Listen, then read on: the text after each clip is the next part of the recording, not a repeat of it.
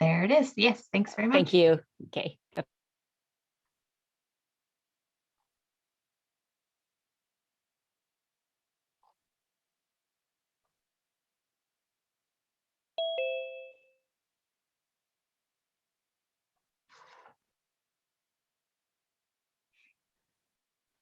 Welcome, Veronica, if you'd like to check your audio. Good afternoon, this is Veronica. Sounds good, thank you.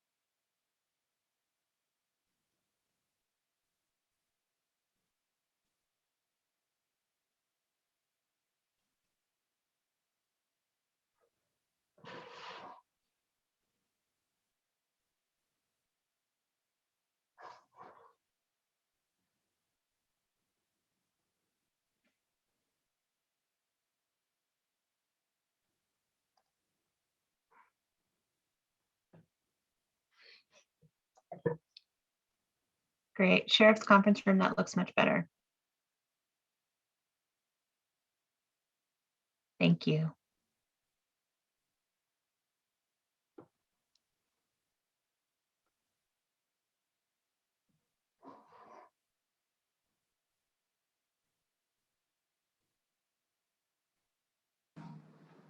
But just for the record, the camera seems to move independently sometimes.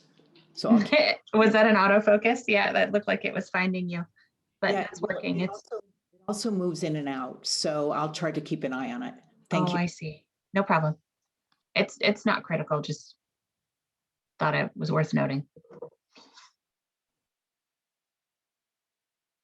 And this is a courtesy announcement that this meeting is now broadcast live on YouTube and our web portal.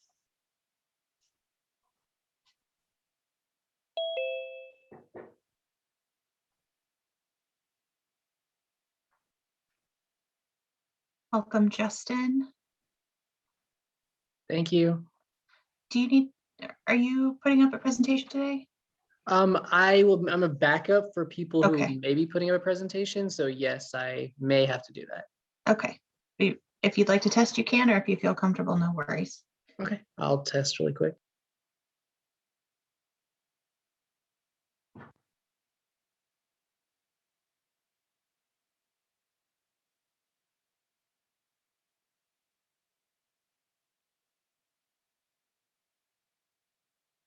Thank you.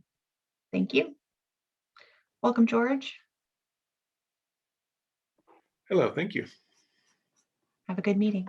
Thank you.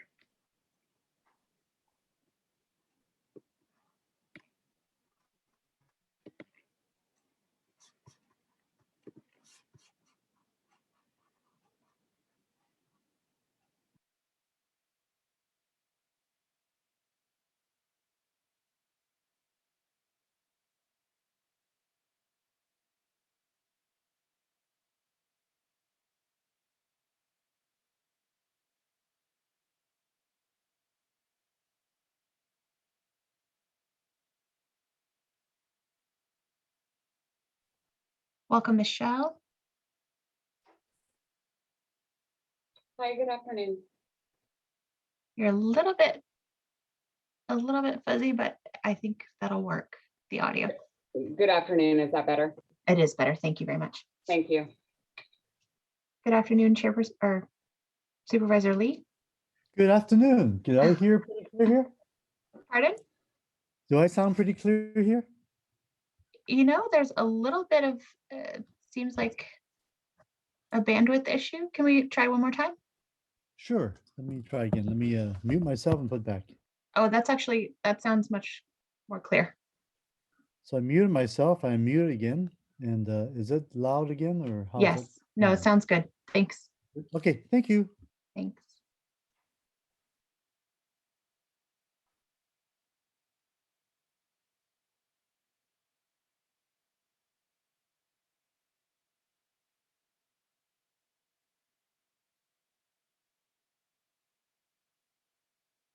Hello, Abe. Would you like to check your audio? Looks like you're still muted.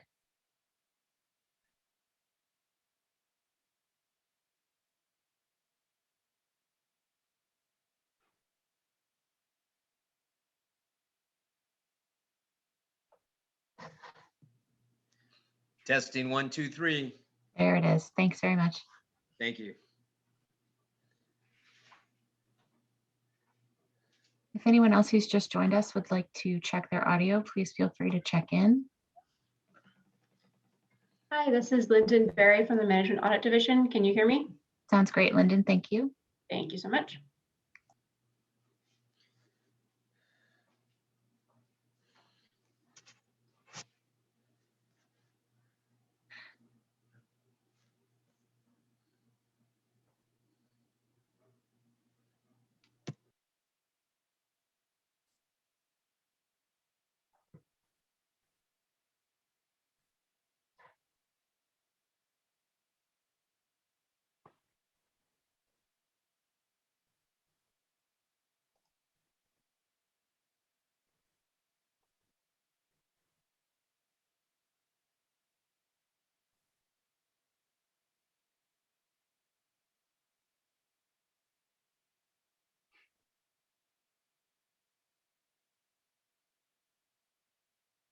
And last call, if anyone else has joined the meeting and would like to check their audio, please go ahead and check in.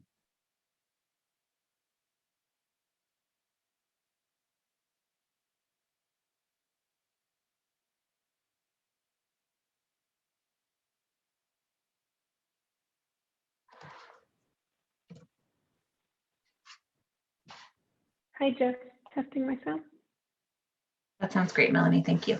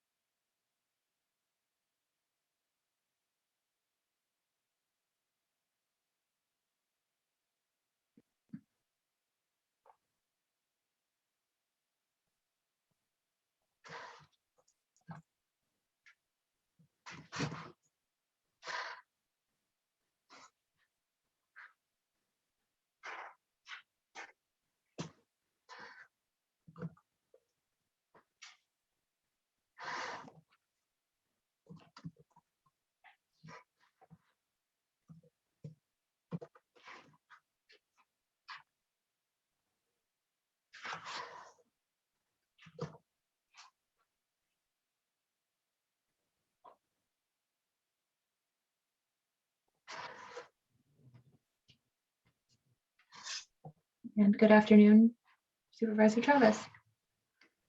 Hello.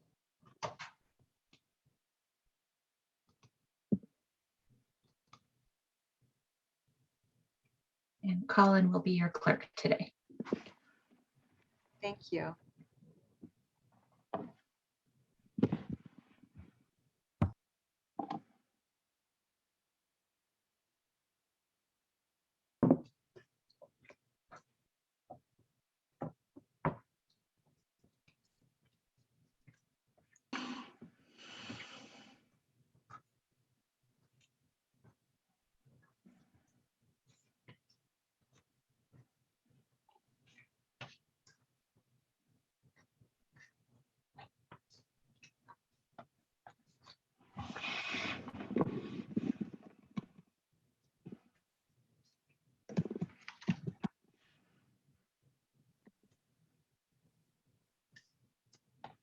Okay, I think I have 2:02 PM, so I just go ahead and call the meeting to order. Good afternoon. Today is May 20th, Thursday at 2 PM. I would like to call the meeting of the FGOC to order. Vice Chairperson Chavez, Here. present, and Chairperson Lee. Present. We have a quorum. Thank you. Thank you. With both supervisors present, we have a quorum, which takes us to the first item of our agenda. First thing we have is public comments, which is reserved for persons desiring to address the committee on any matter not on this agenda. Members of the public who wish to address this committee on any item not listed on the agenda should be requested to speak at this time. Individuals will be called to speak in turn, and speakers are limited to the number of minutes based on number of people wishing to speak. How many people do we have speaking today? There are no requests to speak for public comment. Oh, wow. Okay. That's a new one. All right. If that's the case, we move to item number 3, which is approof of the consent calendar and any changes to the committee's agenda. The items removed from the consent calendar will be considered at the end of the regular agenda for discussion. The committee may also add items on the regular agenda to consent calendar. There is no separate discussion of consent calendar items, and the recommended actions are voted on in one motion. If an item is approved on the consent vote, the specific action recommended by staff is adopted. Members of the public who wish to address the committee on consent calendar items should comment under this item. Each speaker is limited to 2 minutes total. First of all, Vice Chair Chavez, do you have any changes you would like to make to the consent calendar at this time? Yes, I do have comments on the consent calendar. Okay, would you like to make them now? Yes, thank you. Sure. There are a number of items that I would like to recommend go on consent. And let me begin with item 4. This is the ESA report on the recruiting and hiring process referral. This referral is actually not responsive to the referral that Supervisor Ellenberg and I introduced and the board approved in March. And what I would like to ask is the staff take a look at that referral so that we could be more pinpointed on the process for recruiting executive management and recognizing that executive management positions internally or in an open competitive manner are embedded in our merit role system. So I understand the board is limited to in terms of what can be required, but I want to really understand more about our executive position hiring. And I want it to be done obviously in a way that's respectful of the merit system rules. So when this comes to the full board, I'd like the administration to report to FGOC on recruitments taking place for executive management and whether they're being recruited in an open and competitive manner, and if not, why not? That might be a way to get to the to get that questions answered that I was looking for. And that would be for item 4, and then it could be put on consent. On item 8, I'm in agreement with the work plan and would recommend we put that on consent. I do want to stress that the COVID reimbursement audit should commence as soon as possible, so we make any necessary adjustments to our accounting process as soon as possible. And also, Dr. Smith, I wanted to confirm with you I wanted to just confirm with you that there's a team, that your team is able to collaborate with Cheryl's team so that we can do this relatively quickly. Yes, certainly. Great, thank you. On item 9, this is the environmental analysis of the former San Jose City Hall removal. I would like staff, and I believe this is for FAF, to look at the fencing around the tiny homes in front of the former City Hall and to assess the level of effectiveness of it for security. I want to make sure we're providing privacy for the residents that are there. Those are, let me just check one more place for my notes.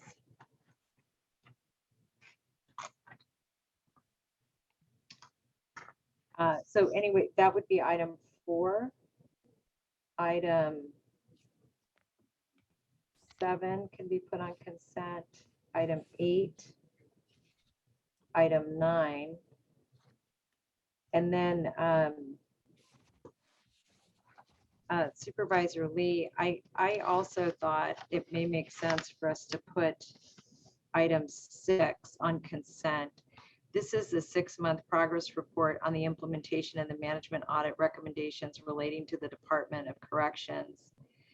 It's evident from the matrix that some work has been completed and some is ongoing, and staff still needs a bit more time. I would like to reiterate the direction given at the October FGOC meeting and request another progress report on the implementation of the recommendations in 3 months. And I would like to request the county's risk management department provide a response at that time to the sheriff's office response to recommendation 6.3 relating to inmate lost property.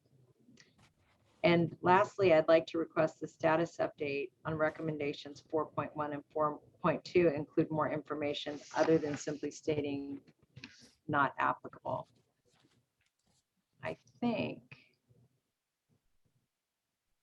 that gets to all of the items. Thank you. Okay, so let me make sure I capture all these changes here.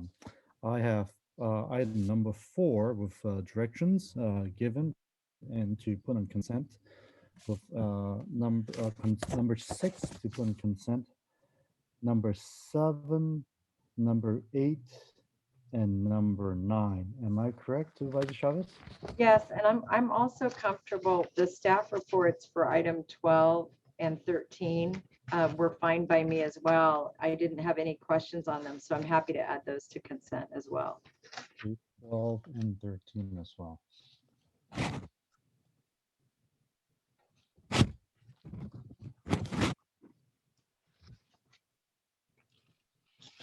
Yeah, I think I can. I do have a couple of questions here and there for some of these items.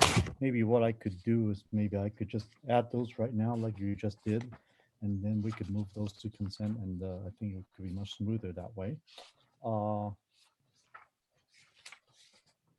Number 4, I think you mentioned the issues of the non-responsiveness, so that's been noted. Number 6, regarding the management audit of the Department of Corrections of the matrix, and that's been agreed and received. And number regarding the Harvey Rose annual performance evaluation.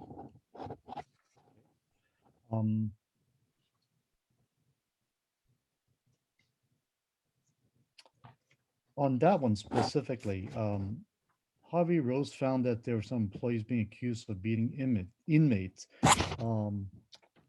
continued with their regular duties for weeks and months without being placed on administrative leave pending investigation. And there are some contributing factors on it. And certainly that's something that is very disconcerting. And I just want to point it out regarding some of the procedures might not have been properly processed or followed. Number 8 is the proposed management audit division fiscal year 21-22 work plan. On that one there, I just want to mention for the plan audit for 21-22, I am particularly interested in the audit of the ranch juvenile probation, given that SB 823 is being implemented and will soon be receiving the DJJ realignment population. I'll be interested to learn more about the ranch and its opportunities for improvements. The county exec's office experienced tremendous growth over the past decade as well, including the new Division of Equity and Social Justice, and also having to take on a variety of functions during COVID. The Plan FAF audit and property management will be a nice complement to the special study and audit division, currently completing on the county-owned leased properties. Those are the comments I have on 8. On 9 is regarding the FAF Office of Assets and Economic Development relating to staff's environmental analysis of the removal of the old city hall sitting there. And I don't believe I have any further comments. On 12 is regarding the TSS, Technology Service Solutions Department, on the IT 3-year plan.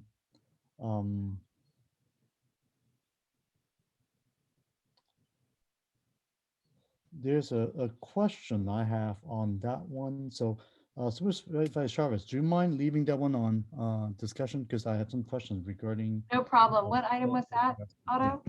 What Yes. item? What Yes. auto? Yes. What item? 12. Yeah, I'm sorry, I'm having a difficult time hearing you, but I'm happy to take 12 off. So Okay, take we would 12 add, off. Yeah, if you could leave 4. that one, that would be great. Yeah, And then the 4. last one is 13, right? Let's see, 13 is an FAF. Yeah, the FAF actually does some questions as well. So we could just go ahead and move the following: 4, 6, 7, 8, and 9 to the consent, and I will leave 12 and 13 back on the agenda. That would be fine with me. Is that Great. okay? I'll make All right. that a motion. Great, and I'll go ahead and second it. Let me ask if there's any public that would like to speak on the consent item now that we've made these changes. Yes, we do have one request to speak. The next speaker is Irvish. I'm unmuting you. Please accept the unmute. You will have 2 minutes to speak, and the timer will start when you begin speaking. Thank you. Thank you very much to all the Board of Supervisors and as well as the county officials for allowing the opportunity to speak. I wanted to mention about the government and finance operations, specifically about the international trade and money market monetization. With respect to the county of Santa Clara and the government and finance operation, with regards to the Santa Clara County, there are still some of the concept in terms of a technology and in terms of international affairs, and as well as the trade and marketing embargo with the specific countries.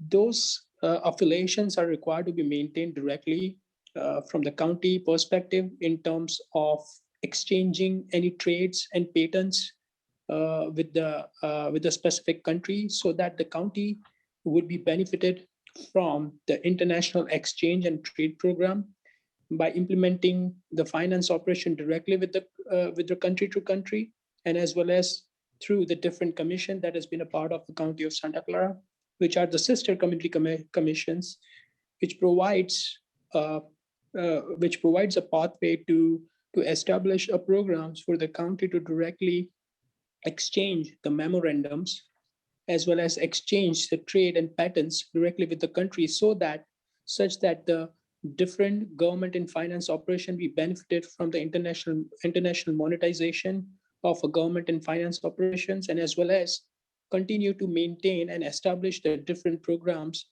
with respect to the granting the county to directly interact as a county towards the different countries. Thank you very much.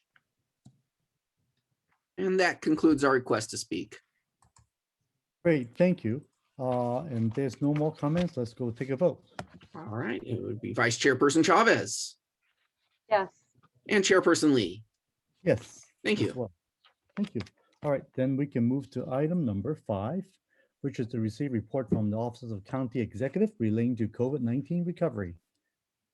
Hello, this is Martha Wilpins. Yes. My Hi, apologies. Martha. Hi. Hi, Martha. Welcome. Thank you. Let me go ahead and share my screen. I have a brief presentation.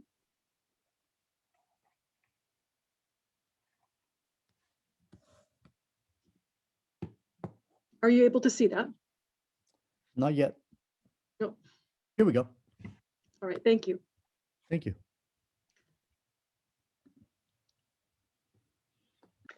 So I wanted to kind of outline today, the board referral asked for numerous facets of the county's COVID-19 response and recovery.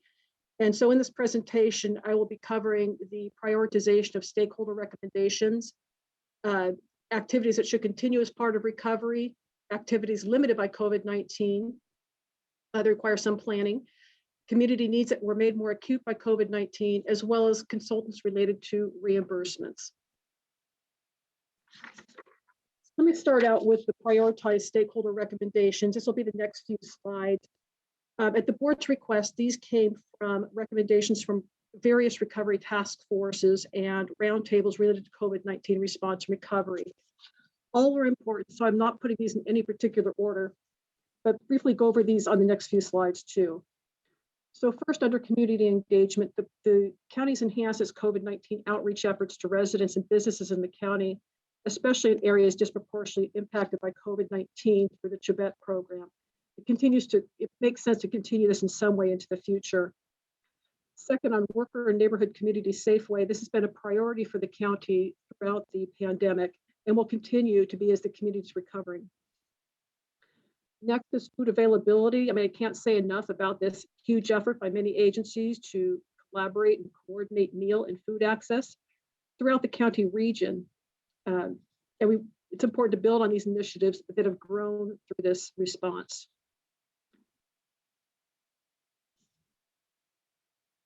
On partnerships with CBOs as well as business engagement and support, there's a local loan program with local small businesses. Funds have been loaned through the California Rebuilding. Just as a reminder, the board approved $6 million for this already, and the CEO's recommended budget contains an additional 1.9. Oops. In expenses. My apologies. Still learning to work PowerPoint during COVID. Additional stakeholder recommendations, employment and training. One example is social services work on Bridge to Recovery, an employment and training initiative that can continued as the community recovers. The next item, eviction moratorium and emergency rental assistance. The board, as you know, has taken numerous actions for certain residential and commercial tenants. And the county has federal funding for emergency rental assistance and has recently applied for a second tranche of funding. The third bullet you see here, affordable housing. Both before and during COVID, the county's maintained its housing priorities, to increase the scope and breadth of supporting housing, and will continue to do that as the recovery progresses for years to come, frankly.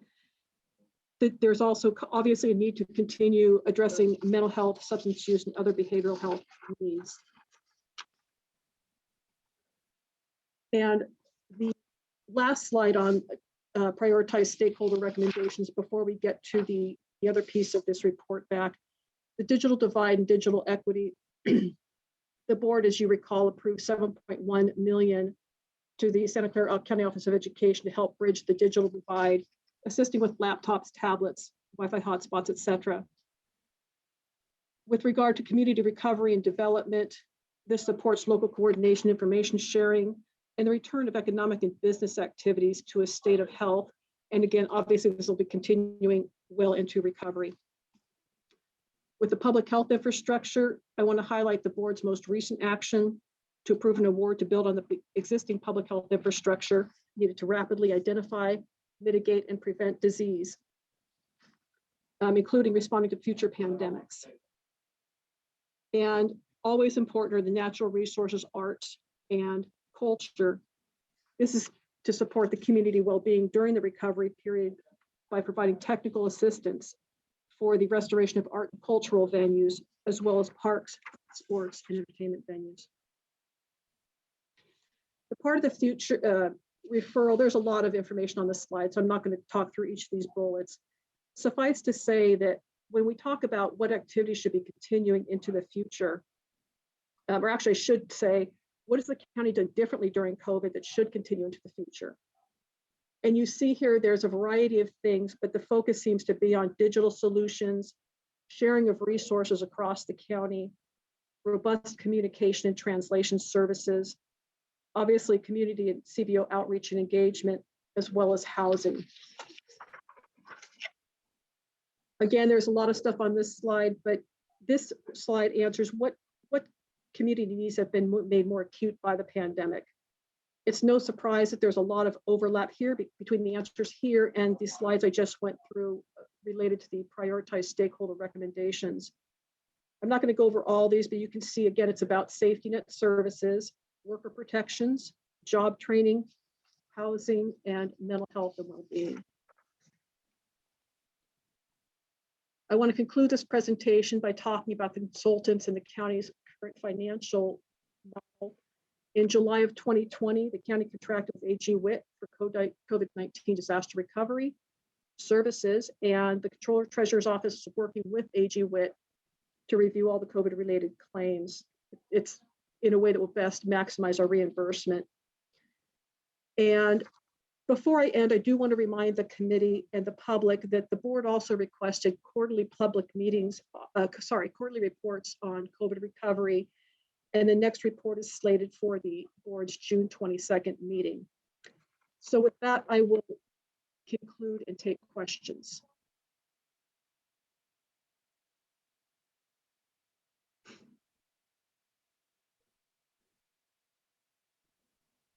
Otto, you're on mute.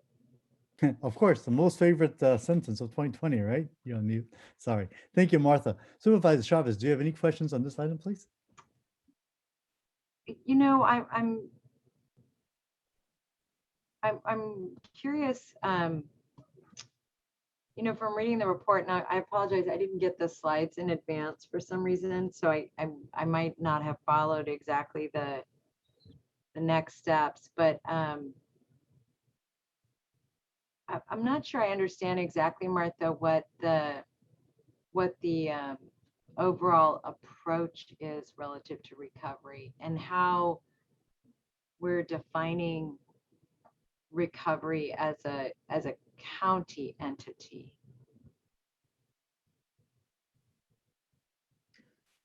Thank you. My apologies for not providing the slides in advance. That was my oversight. No problem, Martha. It's just I was trying to take notes and I thought I'll get them from you later. So go ahead. So the county's approach to recovery is through the Disaster Recovery Management Team, which is an offshoot of the Emergency Operations Center. It contains numerous community-facing subjects like health services, social services, housing, resiliency. There's also a finance component to that as well, and county reconstitution. And so through this management team and working with CBOs and other community partners, other government entities, cities, et cetera, it's a mechanism by which we coordinate recovery assistance and provides opportunities as well for proactive community engagement and public awareness. As long as I'm talking about that, I'm hoping to highlight on the June 22nd meeting more of how the Disaster Recovery Management Team is working with CBOs, other government entities, and many other partners through the recovery process. Thank you.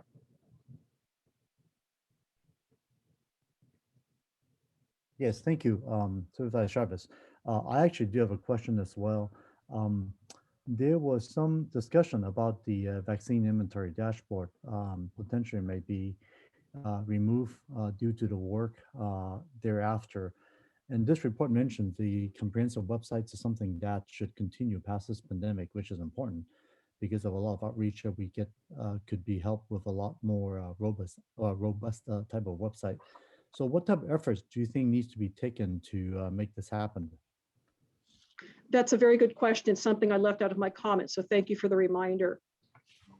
We are building a recovery website modeled a lot along what the active EOC is already doing in terms of pushing out communication, new information, resources, things like that. And so we're hoping to use the existing the websites as a model for the disaster recovery website. Great. Well, I mean, as we know, this is something that the pandemic has really put into spotlight is our ever-existing racial health disparities. We certainly took some key steps during the pandemic to help address these disparities in relation to COVID. The report, of course, did mention the good work of Chabet, and it seems like to take on a bit of passive approach, but it would be important for the county to continue these efforts really robustly, right? Because these disparities absolutely won't stop once the threat of COVID is no longer imminent, say a year from now.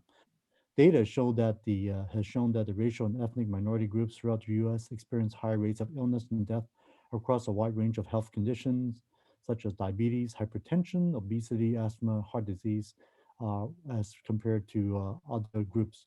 So what efforts can we continue to address these disparities beyond COVID? Can we try to make sure that we don't lose track of these issues? The great work of Shabbat could be continued. It looks like County Executive has his hand up, so I'm going to go ahead and refer this question to him. Great, thank you. Thank you, Supervisor.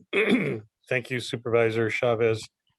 Great question. I wanted to start by, just for the public's sake, clarifying some of the language we're using, because I know it gets confusing.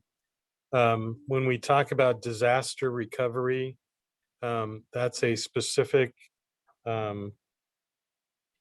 term that's used to refer to the recovery from disaster activation during an emergency. It's different than what normally people will think about when they talk about recovery, because most of us think about recovery meaning, how do we get our lives back? How do we get back to normal activities? How do we learn what we've learned, change the world, and all those kinds of things. That's separate from disaster recovery. Disaster recovery really just means getting the disaster decommissioned. So that is confusing, I think, quite often. And then people also talk about county reconstitution, which is a way of saying, how does the county as a government continue to work and change during both the disaster recovery and the society recovery? That focuses just on the county. So I think your questions are great because they spread across all three processes and really require us as a community, led by the elected leaders in this committee and on the Board of Supervisors, to define what are the priorities with community recovery and reconstitution. The disaster recovery is sort of a technical process. So I would say that we learned a lot during this pandemic about the inequities and inherent bias and prejudice in our society. We learned a lot about the problems that have happened in certain communities with communication, miscommunication, illness, sickness, lack of access to healthcare. I would postulate that the board will want to focus its attention upon expanding the efforts to change those malignancies in the society that we have by expanding healthcare, childcare, family support, social services, and the like. We also have learned from a county reconstitution perspective, meaning our county government, that a fair number of people could do a fairly great job, in some situations a much better job from home than they did from work. And so as we reconstitute, which we've started this week, well, not started, we begin pushing out communication about it. We started it months ago. We're focused on learning from our employees about what worked during the pandemic and what didn't work, and trying to smooth out the inequities of work, because we know that a lot of people who were actually coming into work were working long hours. People at home were working long hours. We want to make sure that we get back to something more normal, but we're doing it in a way that's consistent with our public health order and with the Cal OSHA requirements and with the California State Public Health Order, all of which are a little bit in conflict and a little bit confusing. So we're we've told the employees that they should not expect for anything to be sort of quote back to the new normal until the middle of July, because we're going to have to wait for Cal OSHA to finalize its standards, wait for the Public Health Department at Sacramento to finalize their standards and implement the local health standards. And then in terms of the concept of, excuse me, disaster recovery, we're moving towards deactivation of the EOC as fast as we can, consistent with and in tune with and in timing with the state process. And there's not a clear message from the state OES about when that will happen. We think it probably will happen June 15th, but it's unclear. We're prepared for it anyway. When that happens, that changes a lot of the rules of operations in terms of meetings and the open meeting law and various other issues, as well as changing the reimbursement that we get from FEMA and other sources. And we've therefore created, as part of our disaster recovery, a team headed by Martha and with a number of financial experts to be able to keep track of all of the resources that we've spent on the disaster, find what revenue streams that are available, make sure we comply with all the rules and regulations.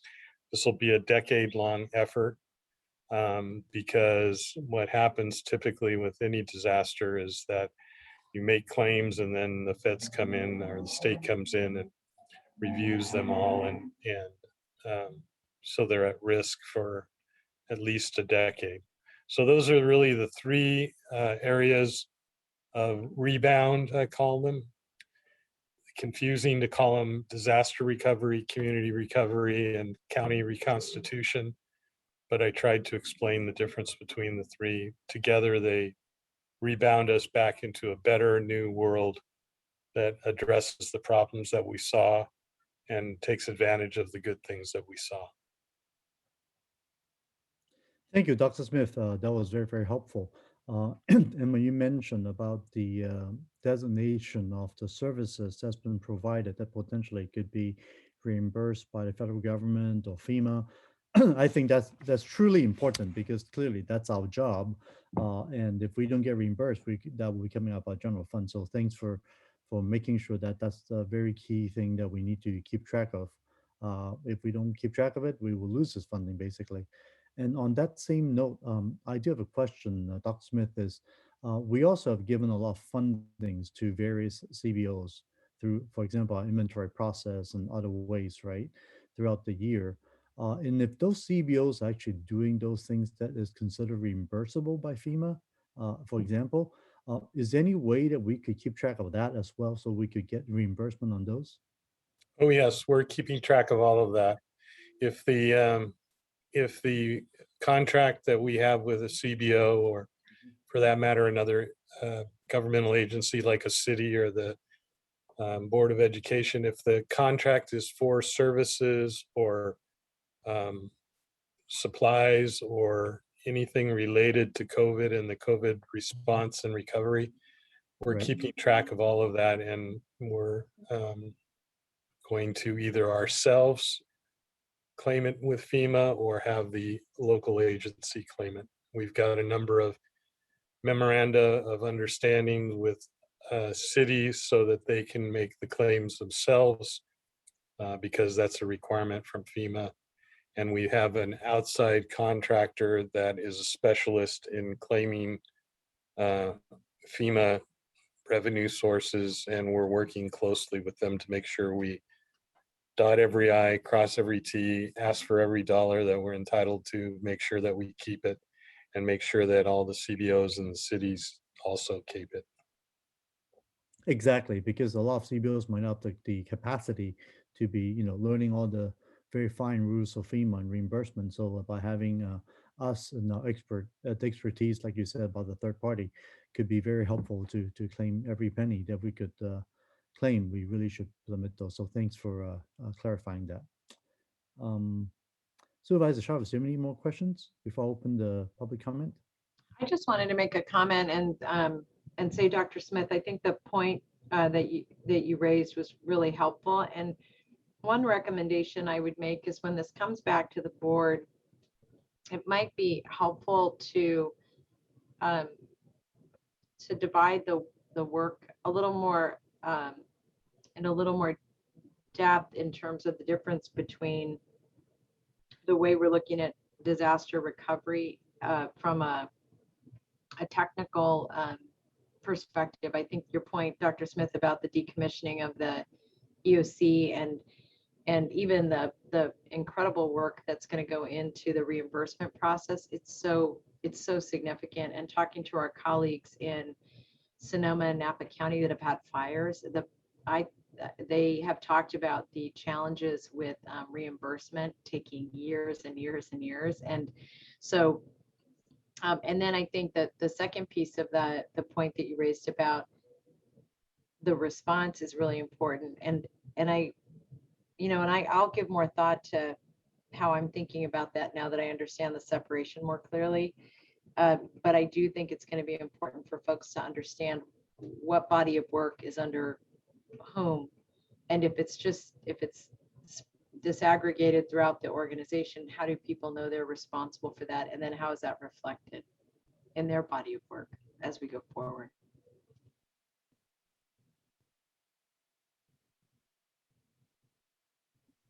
We'll try to make that more clear as we report to the board. Thank you. And thanks for the work, and thanks for the explanation. It was very helpful. Yes, indeed. Thank you, Dr. Smith. And let me open up anybody in the public would like to make a comment on this. Yes, the next speaker is Nick Kuwata. I'm unmuting you. Please accept the unmute. You will have 2 minutes to speak. The timer will start when Nick has lowered his hand. Now he's raised his hand again. All right, one more try. You have 2 minutes to speak, and the timer will start when you begin speaking.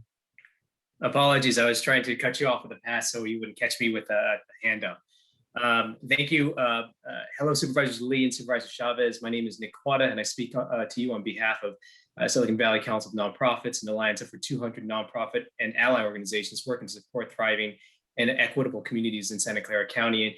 And, I am speaking on this item relating to the importance of community engagement in county recovery planning and to the plan to expend those federal dollars. And just like you had mentioned, Supervisor Lee, there are a number of disparities in our community that will continue beyond COVID, and we have great concerns about that. So given what Dr. Smith has said about disaster recovery, we were very interested in learning what opportunities we are going to be made available to speak about our community recovery has been defined here.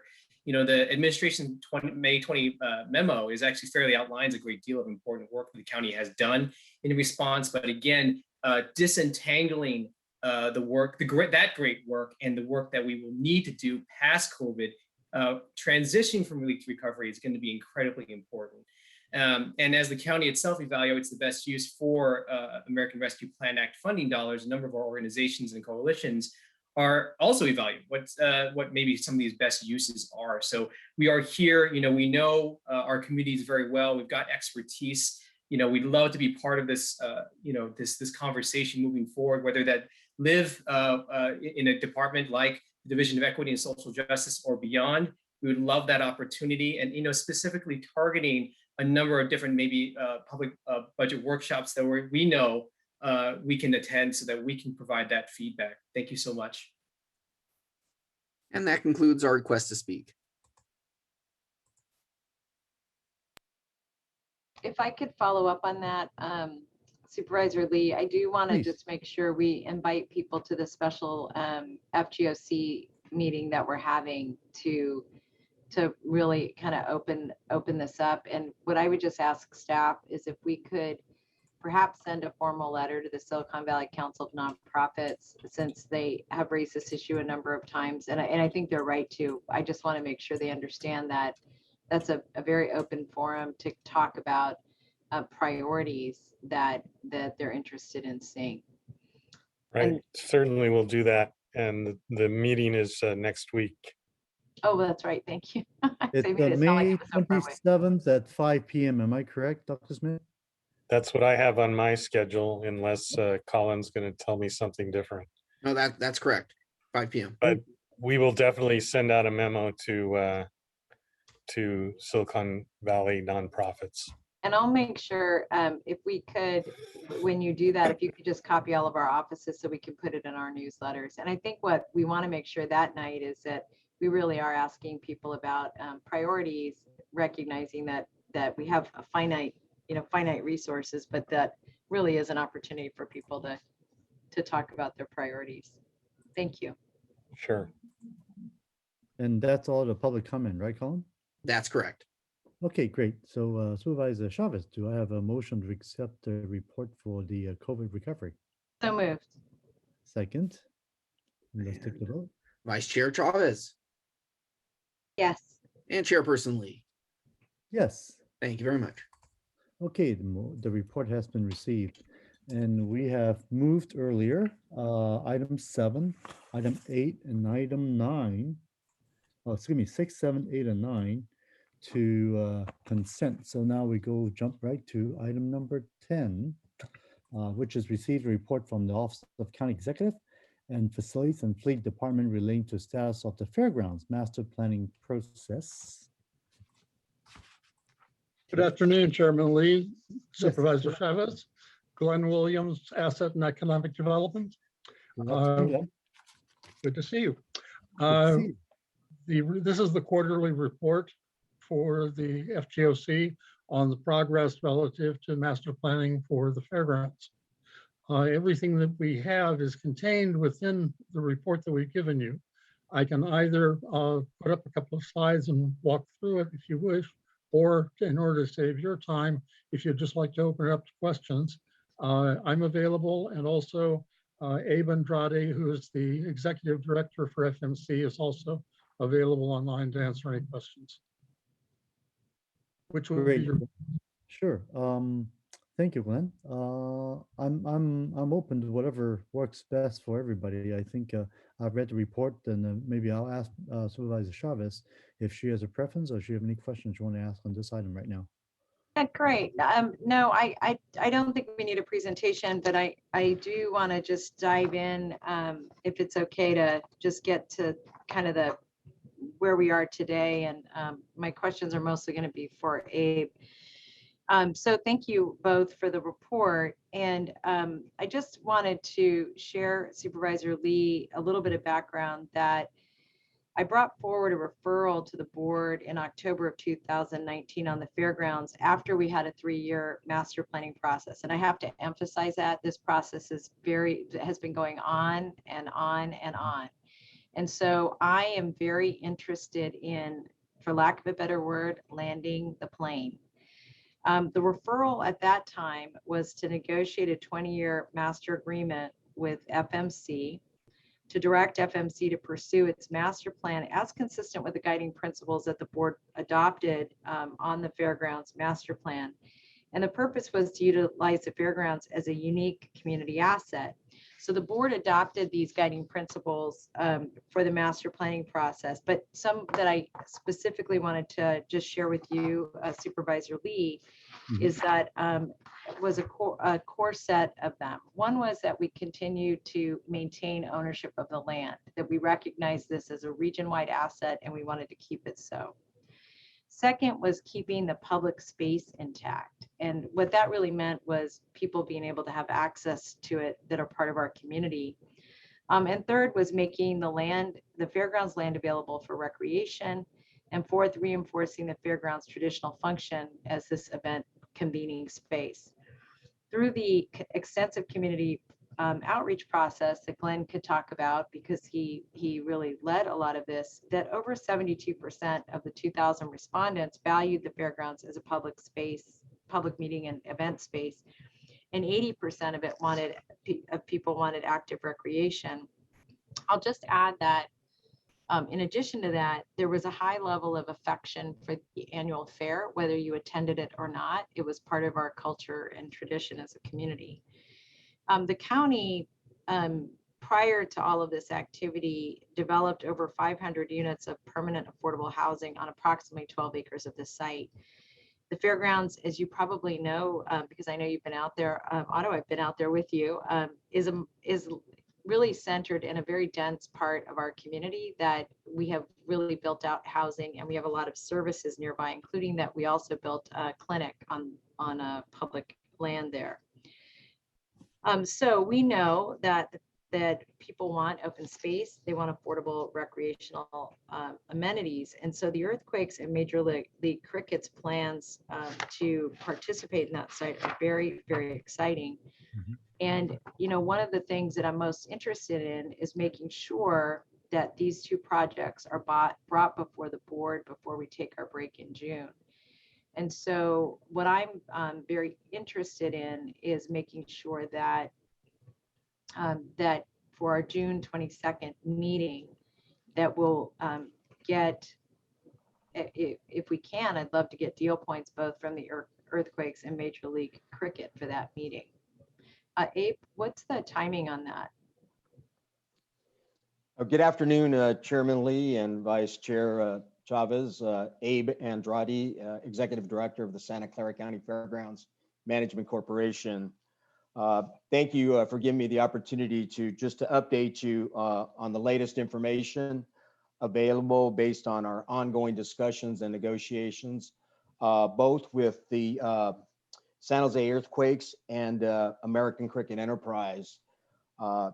As you mentioned, Supervisor Chavez, that we made a commitment to the board that before bringing any draft ground lease to the Board of Supervisors for review and approval, we would first come back to the board with the detailed term sheet and along with key deal points for a ground lease for review and full direction from the Board of Supervisors. Well, I'm happy to say that we believe that those term sheets and deal points will be brought to the board at the second meeting, at the June 22nd meeting in June. We're working very closely and diligently with both the cricket group and also with the Earthquakes to make that happen. And we'll also be working closely with the county's financial consultant, Charlie Johnson, to vet all of those key deal points and assumptions and bring that forward for review. That's great. If I can also, Supervisor, just to mention also, I'm going to take this opportunity just to announce also that we are looking forward to hosting, although modified, a livestock exhibit show and Oh, that's great. also an auction, a livestock auction on August 7th. We'll be running 2 successive weekends, July 29th through August 5th, and then August 5th through August 8th. And August 7th, we have the major auction for the 4-H and FFA kids. So we look forward to coming on out and supporting our youth. Yes, that, by the way, as Glenn will remember, that was also a key group of folks that said, make sure we can be part of these contests so we can compete, you know, nationally. And so I think that's really, really wonderful that you're able to do that. And thankfully we'll be in the yellow. So, you know, folks get to see the bunnies and the pigs and the cows and yeah, that's great. The other issue that I just wanted to raise is that, and this may be a legal issue, and so I don't know if maybe Rob Coelho is around, but you know, we as a board had heard quite a lot of concern from the current users of the fairgrounds, but we moved forward with making sure we were looking at market value rents. And what I want to ask our staff is to confirm the action the board took, and along with Abe, with your board, to determine whether or not there we're in line with each other. I understand that the FMC board made some different decisions, and I thought that was given by board direction in terms of lease rates. And I would like to ask if we could get that as an off-agenda report, and if necessary, if there is a conflict, whether or not it's appropriate to make sure that if there is a conflict, that's shared both with the board and with the FMC Corporation. And again, I'm just going to look. I see Steve Mitra. So Steve, I think this really goes to your shop. Sure. Are you looking for an off-agenda report on that matter? So we should get back to you. Yeah, that would be great. And really, what I'm looking at is is the board's policy consistent with FMC practices relative to what's being charged with our current tenants? Got it. Thank you. I also wanted to move to another topic, if that's okay, with my colleague. And Of course, please. okay, and that is that on Tuesday I'm bringing forward a referral to reimburse the Fairgrounds Management Corporation for the county's usage of the fairgrounds during the pandemic. And for many of you, I think you know the fairgrounds was the first major testing site in Northern California, and has been a testing site and a vaccine site throughout the pandemic. And the county's paid for some expenses, but due to the shutdowns and county usage, the fairgrounds has not been able to charge rent to its tenants, which is how it gets its revenue. And the county's not paid rent to FMC during the pandemic. And the federal and state government investments coming to the county, I want to better understand if we can make the Fairgrounds Management Corporation whole, and or how we're making charges to FMC. I just think that's really critical, especially as the corporation is working to negotiate deals and get events to come out, and having the money they need to do that, I think is really critical. It may also require, and I'm just going to ask Dr. Smith, or just Dr. Smith, to make sure I'm clear with you about this, that many years ago, actually before I got on the board, it appears to me that my colleagues had some concerns about whether or not what was considered a subsidy and whether or not we subsidize FMC. And one of the challenges has been, I think we've asked the Fairgrounds Corporation to do a lot with very little within a really constrained budget, and used it for public use, which is fine. That's what we should be for public use. But I do want to make sure if there are policies we need to revisit as we're moving into this development phase of working on the fairground site, that we're able to do that.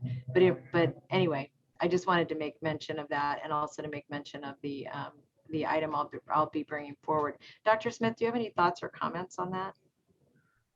Yes, just for the public's understanding, since most people don't keep close tabs on the relationship like you did.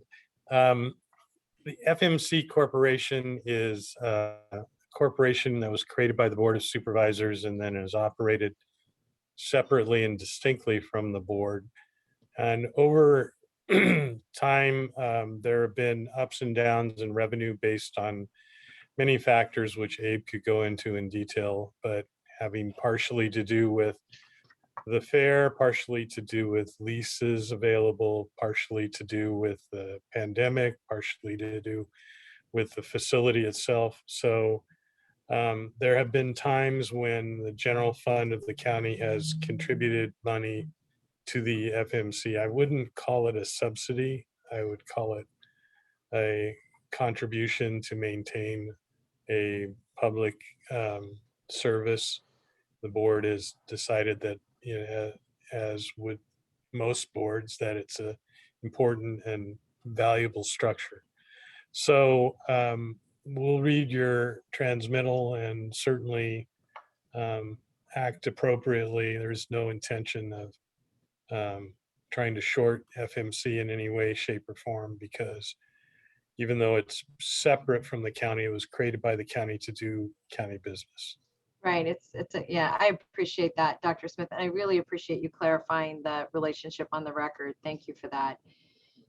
The only other thing I wanted to add is that we also have another interesting opportunity. And Supervisor Lee, I don't know when the last time was you had a really an inch-to-inch tour of the fairgrounds, but when you get a chance, it will be fun to do. But one of the entities we've been hosting there is the California Trolley and Railroad Corporation. And they have been using, I think, like 2.5 acres, along with a belief that they were entitled by previous board action to access up to 5 acres of the fairgrounds. And one of the challenges for us is that they're located on the side of the fairgrounds that faces 2 major thoroughfares, which means that it's property that would be enormously valuable potentially for a hotel or some other activity. What they have I was copied on a letter they sent to Dr. Smith, and what they let us know is that they found a partner that would be interested in taking the large pieces of railroad equipment that they have to be in a museum. And their goal was to build a museum, but we weren't able to really muster the resources to do that. But what's exciting about this is they have an opportunity to move these large pieces over to the Niles Canyon, and both to move an engine that's in pretty beautiful condition along with a roundhouse, and they could use the roundhouse, and those are huge. And so finding a piece of property that can host that with railroad tracks it's very rare. So this window of opportunity has opened up for us to be able to transfer these historic relics so that they can be viewed and used by our region. And this would take it over to the Niles Canyon area. And so I'm very hopeful that Dr. Smith, that our board can be responsive, as I think that will be enormously helpful to the future development of the fairgrounds. And so what I'm hoping to do, Dr. Smith, is when you have a chance to examine that letter, if you are able to make a referral to the board about how you would like to respond or how you think the board should respond. Yes. Yes, I have read the letter, and my intention was to bring it to the board for action. That's great. As part of the budget process? No, I think we'll do it as a one of the meetings in between the budget. Great. It's not, doesn't really require an appropriation per se. So we'll be able to do it without putting it in the budget. I see, because we would be able to do it within our current budgetary constraints. Right. Got it. That's helpful. Thank you. Thank you. Those are all my comments. Yes, thank you, Supervisor Chavez. My questions are pretty short. Now that with the COVID use of the fairground, of the testing and the vaccination, obviously there'll be changes as time goes by. What buildings or facilities do you think would be affected or be disrupted because of that usage right now? And how significant would that be when it comes to for the county in relation to the county fair coming up this year? Abe, do you want to go ahead and answer that? Yes. Yeah, yes. I think Abe should do that one. Yes. Chairman Lee, yeah, thank you. We have designated an area away from both where the COVID testing and the COVID vaccination are taking place. We've selected to host the modified fair in closer to the arena, the concert arena area, and the Fiesta Hall for our exhibit space, so that we would not have any conflict with the current operations that the county is currently utilizing of our building facilities and parking lot. So we've designated. Great. So you've been able to work that out with minimum of no disruption, right? That is correct. And we've been working very closely with county personnel in both, again, the testing and the vaccine staff, and to make sure that we coordinate times and areas and parking as well. Great. Well, thank you. That's certainly good news.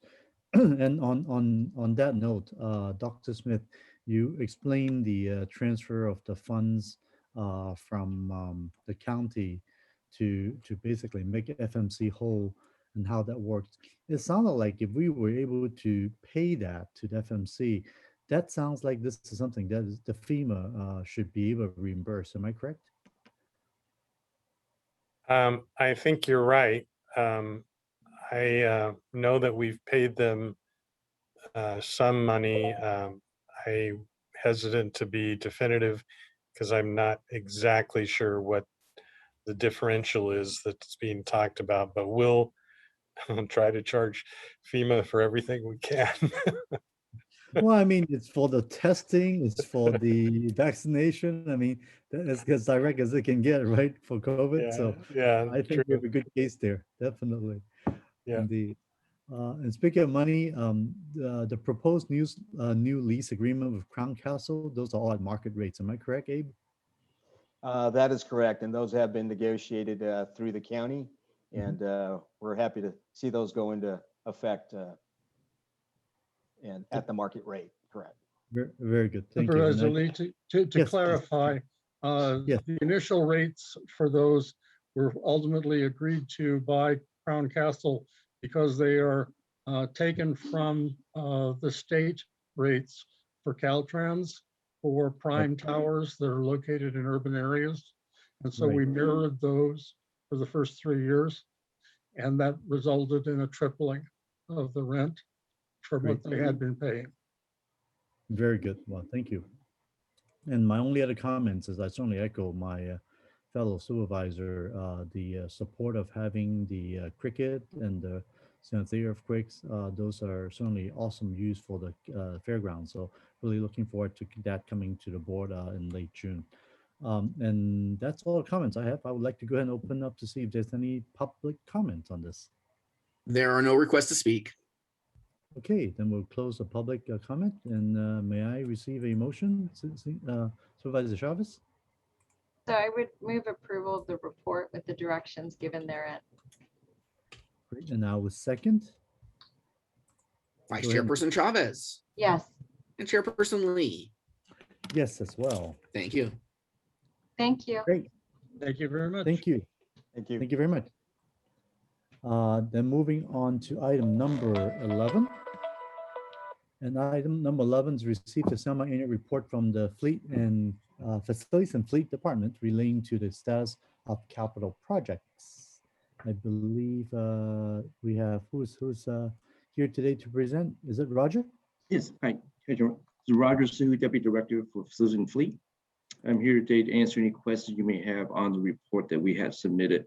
We do have a slide presentation if needed, but we're here mainly to answer any questions you may have. Okay, very good.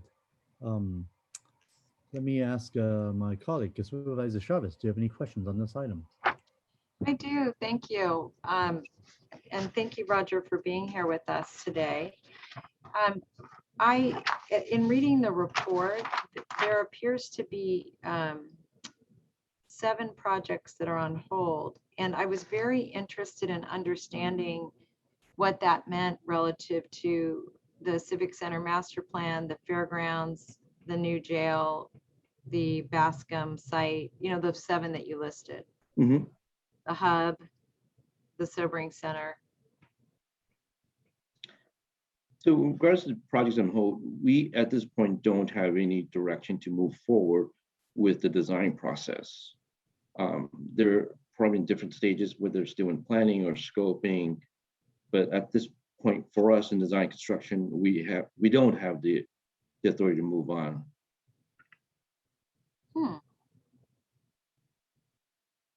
This Dave Barry, maybe I can clarify a few things there. Hello? Yes, So with regard, some of the confusion may be, so with the hub, for example, OSH is proceeding with the design and construction of the hub, the ground floor and in the housing above that.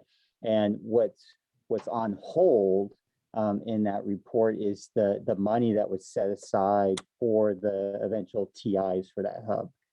which we hope that will be folded into that overall project. So there's no, it's just a follow-on to what OSH is working on. And I believe on the 25th, they're coming to the board with the selected developer for that. Yes, we're coming. It's the confusion is a technicality. We're moving ahead with the project. It's just a matter of the fact that we have to do it in sequences. So the action on the 25th will be hopefully by the board to pick the developer. Thank you, Dr. Smith. I think what I would just like to request is if we could get just a status update of the 7 on hold projects, just so I understand where they are in process. And I will say that I was a little concerned, frankly, to read that. Some make sense to me because the processes are complicated. Others I thought were further along than maybe they are. But if we could get a status update on the 7 that are on hold. And then Dr. Smith, you know, one other issue that I think might be important overall to other work that's being done is that we have been kicking around a number of project ideas. One is the wellness center. The other is whether or not we would have an expansion of the you know, of IMD beds. I mean, there's a lot of other stuff that's in the process. And part of the reason I was so interested in understanding where these were in process is to better understand if projects that are coming in the pipeline need to be prioritized ahead of any of these projects. I don't know the answer to that, but I don't know how to assess that based on this report and other reports that have come before us in the last few months. Yeah, we'll try to get it in a more clear off agenda memo. It really, the confusion happens with the fact that we do overall projects with multiple sub-projects. So for example, one of the ones that's listed as on hold is the remodel of 2450 Bascom for behavioral health. Part of that is because we're resituating lots of other components of behavioral health. So the behavioral health is expanding. The question is what are we going to actually need to do? So it's stuck in design because we're trying to make it fit in with the total needs. That's helpful. And then, like, for example, the other two that I found a little confusing was the fairgrounds development plan. Well, that is really something that I think the board's been working on with FMC, right? Yeah, I mean, you're right. And that's part of what would be really great is just to get an off agenda. Because I think, Dr. Smith, what it would allow us to do is to determine whether or not there's another priority. And the other one I was going to mention is the Civic Center Master Plan. And I know that is such a bulky 100-year piece of work.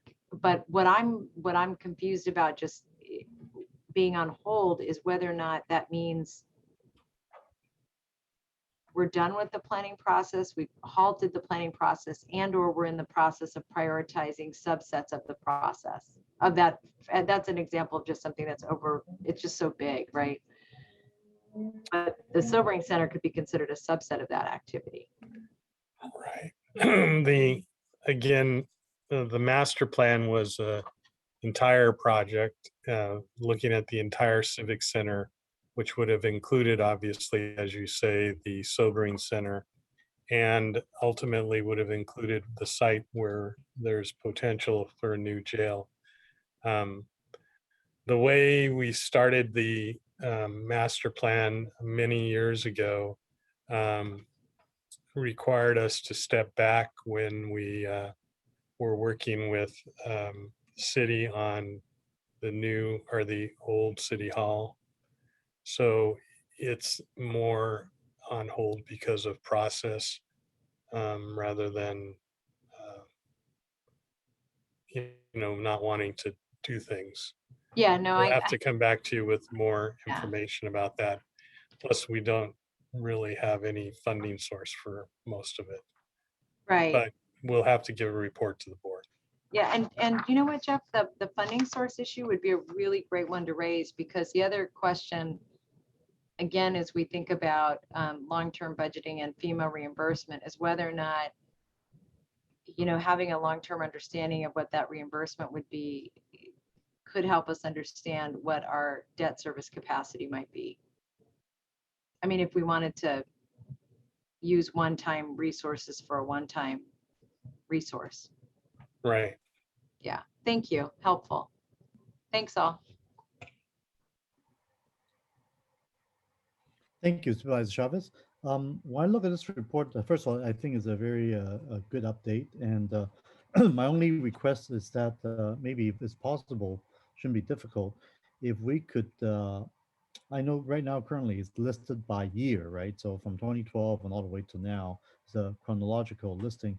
I would love to get a separate copy of this as well, listing it by construction complete as one category, project on hold in one category, and those that are in design one category, and those in progress one category.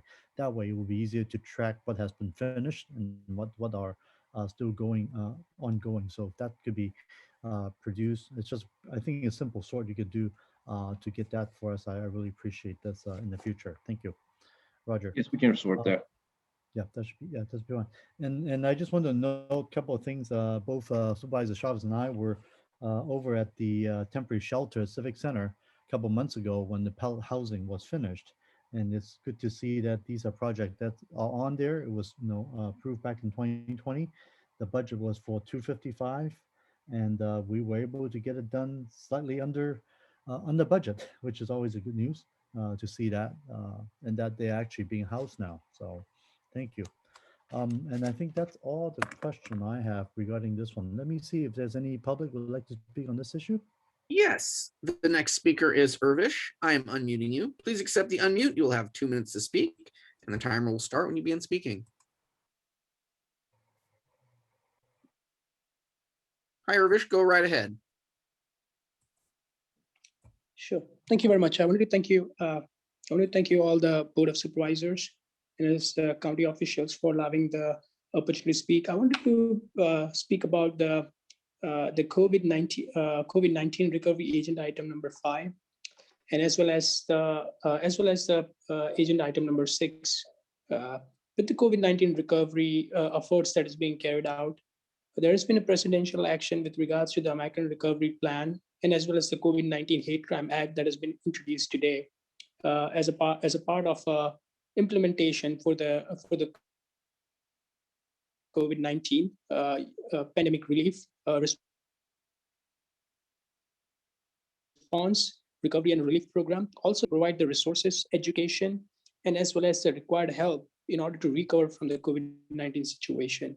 With regards to the with regards to the management audit and a part of a Department of Correction, it is always important to evaluate that when any audit that is being prepared in terms of any organization, whether that is being a governmental organization or whether that is being a nonprofit organization, it is important to evaluate that the audit be prepared in terms of a compliance.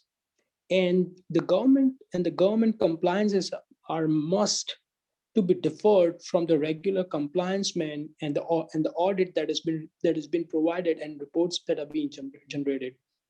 The technological compliance for the audit, they are also different.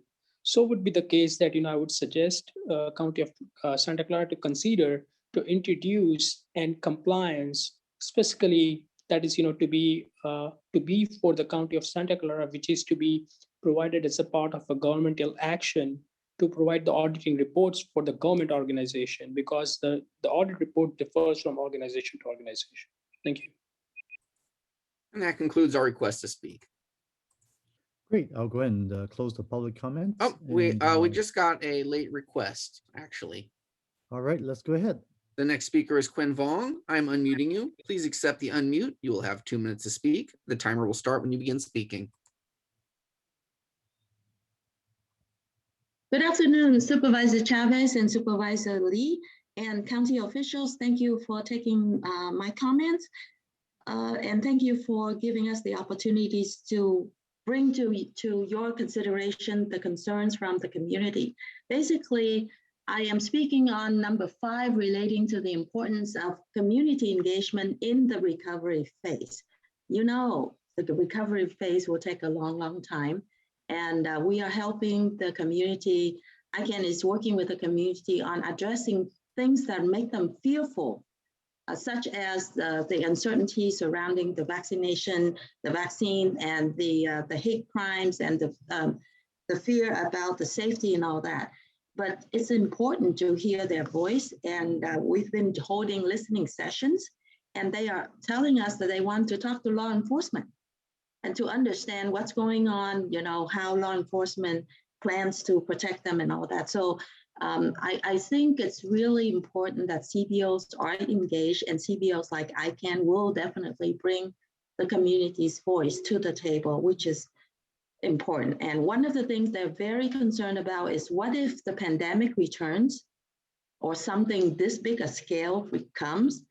And we all have, and through the listening sessions, they agree that they need to get online to be prepared for the next one. So those are kind of like, give you a sense of what kind of voices and feedback and thoughts that CBOs can bring to the table to help inform the policies that regarding recovery from COVID. Thank you so much for your concern.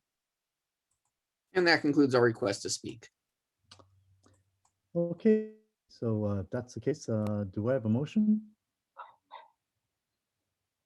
I'll move to receive the report with the And I'll- request for the off agenda information. Thank you. Perfect. Then I'll go ahead and second it. Vice Chairperson Chavez Yes. and Chairperson Lee. Yes, indeed. Thank you. Thank you. And moving on to item number 12, receiving a report from the Technology Services and Solutions Department, TSS, relating to information technology 3-year plan. And I believe today we have, is it Imre Kabai? Yes, good afternoon, Supervisor Lee. Good afternoon. Yes, and you're here to present today. Yes, thank you, Imre. Yes, so I have a presentation I can share, or I can just answer your questions. Yes, I think I've read the report, and then Supervisor Chavez, I believe you were going to put on consent. Do you have any additional question or? I do not. Okay, thank you. So thank you, Imre, and TSS staff for the hard work on this 3-year plan project. In studying this plan, I was interested to learn and ask a few questions regarding the current hiring practices at TSS. As one of the proposed objective was for your department to collaborate with the centralized talent recruiting offices to speed up the hiring process. I believe my staff has also reached out to you asking the question of why it takes so long on average, 6 to 9 months to fill the vacant position. And putting myself in the shoe of the applicant, this seems like extraordinarily long. So I would like to ask the question if what is the bottleneck causing this type of a delay? And obviously a lot of the times is complex. So if you could give us some more information or context as to what you're seeing and how we may be able to improve in the future. Okay, so I would start with the fact that TSS is a new organization. It was created by merging 4 IT teams, and we also re-engineered the job classifications and moved them to current IT industry standards. And that large reorganization resulted in a sizable vacancy rate approximately 2 years ago. And ever since, we are consuming that vacancy rate and reducing it. To respond to the questions, what the root cause is really complex. We started to work with ESA about a year ago, and we have weekly workshops where we are looking at the details of the hiring and recruitment process and trying to find opportunities where we can speed up the process. One of my best process engineers is working with ESA on this right now. County Council is also represented. They are experts of the merit system rules, union agreements, so they understand the different constraints and what those constraints mean. So it's very difficult to give you a short answer because the problem is complicated, but we are working on it diligently for the past year with ESA to increase the rate of hiring. Right. So my concern really, Imre, is if there's anything our board could help to work with ESA to improve that process, please let us know. And if you don't mind, maybe in say 3 months or so, give us our off agenda item report to just let us know how the improvement is. Whatever we can do to help you move that along. Obviously, we want to hire the best people for our county, but I can't imagine really good people would wait around 6 to 9 months. Obviously, they'll be snatched up right in Silicon Valley. So yes, exactly.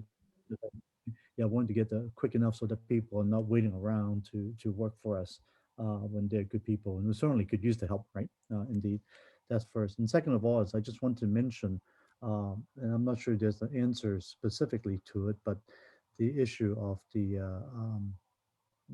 security of our information technology system. As we've heard recently, there's been a lot of hacking incidents, or the last week we had our incident over in the East Coast of the pipeline with the ransomware. I just want to make sure that TSS have all the resources you need to strengthen our system and all the testing as well. So please let us know if there's any additional help that you need in terms of budgeting or hiring to strengthen our system, because clearly being in the middle of Silicon Valley, we certainly can be a target for all kinds of nefarious actors. So thank you for your good work, Imre. All right, Yes, I'll go ahead and thank you. open up the public hearing. Anybody in public would like to speak? There are no requests to speak. Okay, great. Then I'll go ahead and close the public hearing. And Supervisor Chavez, may I receive a motion? Move to receive the report. And I'll second that. Vice Chairperson Chavez Yes. and Chairperson Lee. Yes, as well. Thank you. Okay, thank you. And then I'll go ahead and move to the final item, which is item number 13, relating to the report from the Facilities and Fleet Department relating to the use of real estate brokers. Hi there, my name's Kathy Bradley, real estate manager with FAF. I have a one-slide presentation that summarizes the report. I'm happy to present that or go right to answering questions. Yes, I've seen the report. Yeah, actually, go ahead. Why don't you present it? I want to maybe get a little bit more background of how this list was established. Sure. Go ahead, please. Let me share my screen.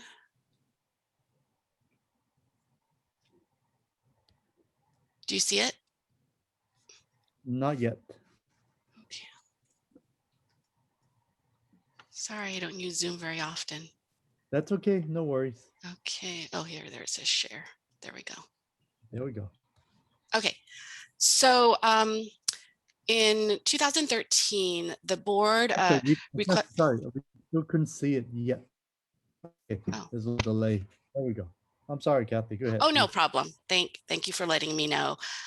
So in 2013, the board requested a semi-annual broker list report. And since then, FAF has been providing that, regularly adding and deleting brokers from an approved list and reporting back to the board on it.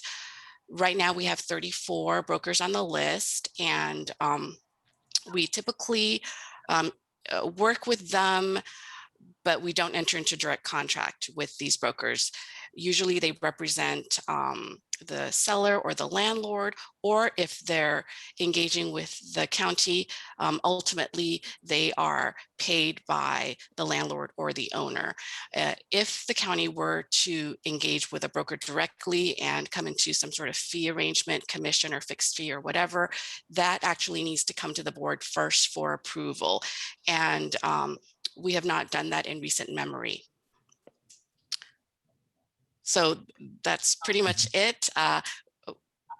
The last time I think we worked with a broker that resulted in them being paid a fairly significant commission from the seller side was the Tasman campus and the Silver Creek campus. Right. And so the question I have is regarding how can people in the future get added onto this list? Oh, they can definitely reach out to anybody in real estate or even FAF, and it gets directed to us.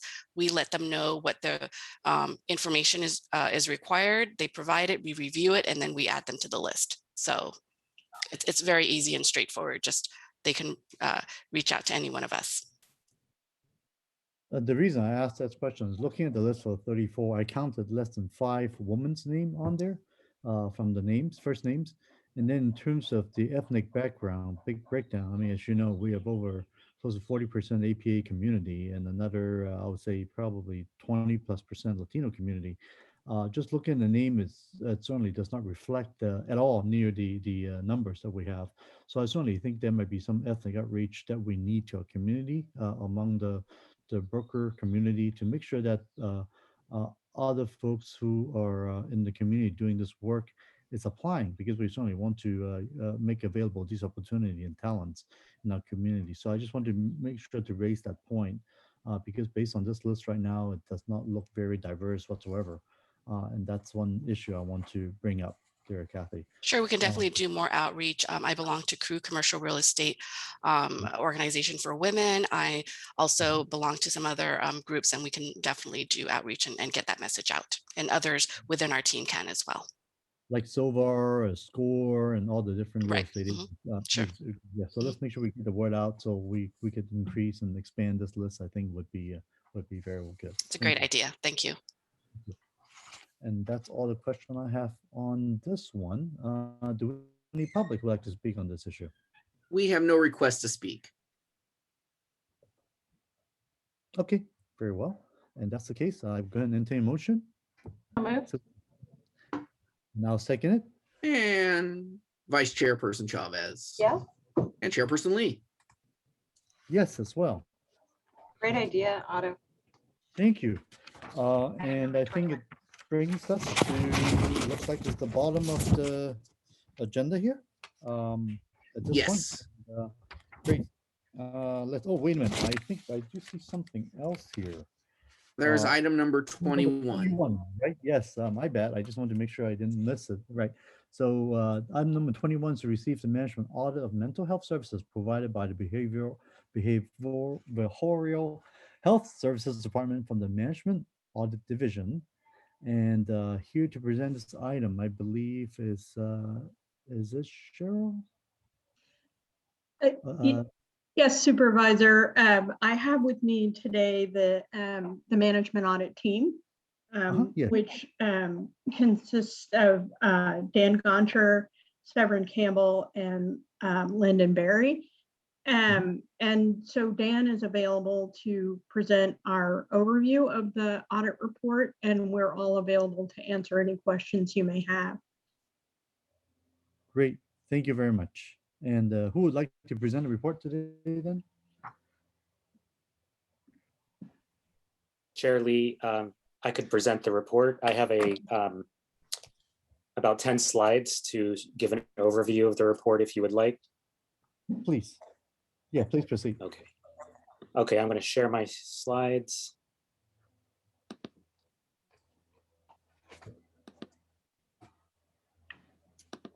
Okay, so hopefully you can see the slide that says management audit of mental health services. Yep, right there. Okay, thank you. Great.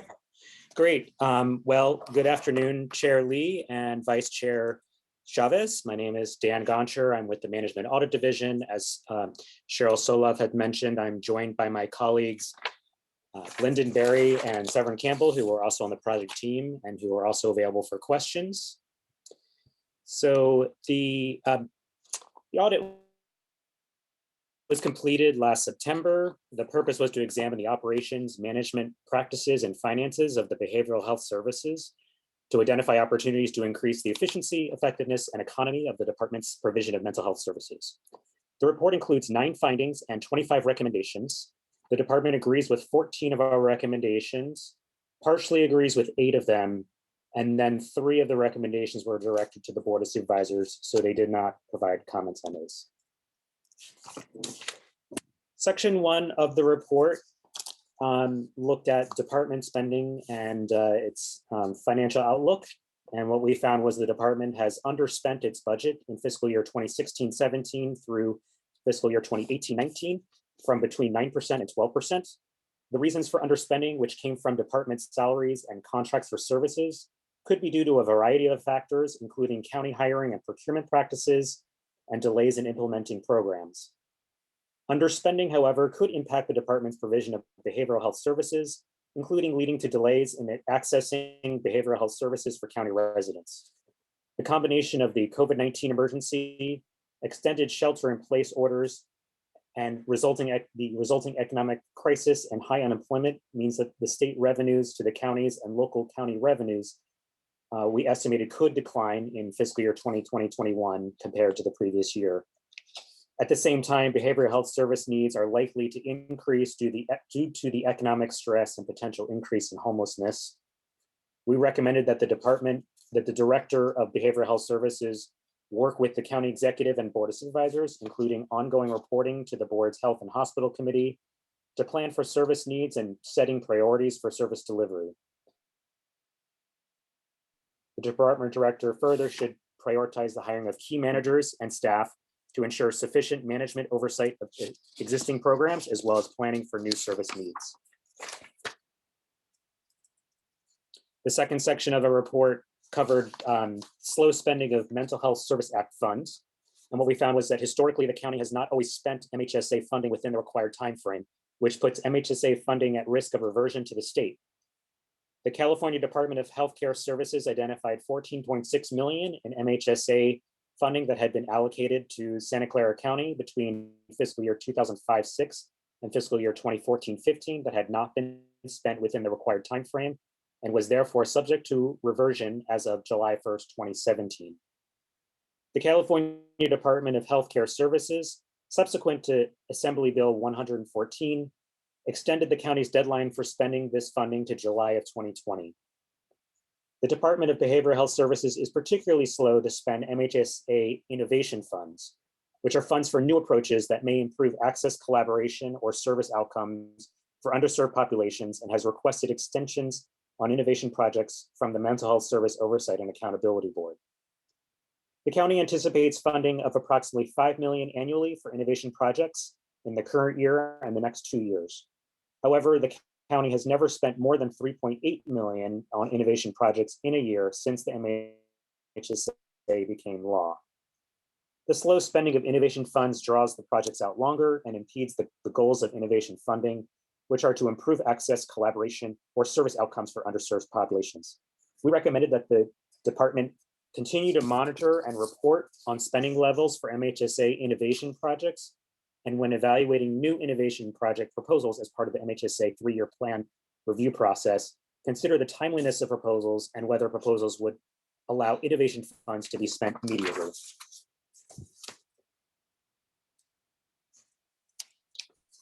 Oops. Section 3 of our report covered the whole person care pilot. Although the whole person care pilot has enabled the expansion of behavioral health services to high users of multiple systems, the county has been slow to reach its target population of 10,000 individuals and is behind its original schedule for claiming federal matching funds. Further, the county has made progress on some measures, but has missed performance targets under multiple categories. This raises the risk that some federal matching funds might eventually be forfeited. Health system staff notes that these numbers are relatively low due to significant challenges in reaching the target population.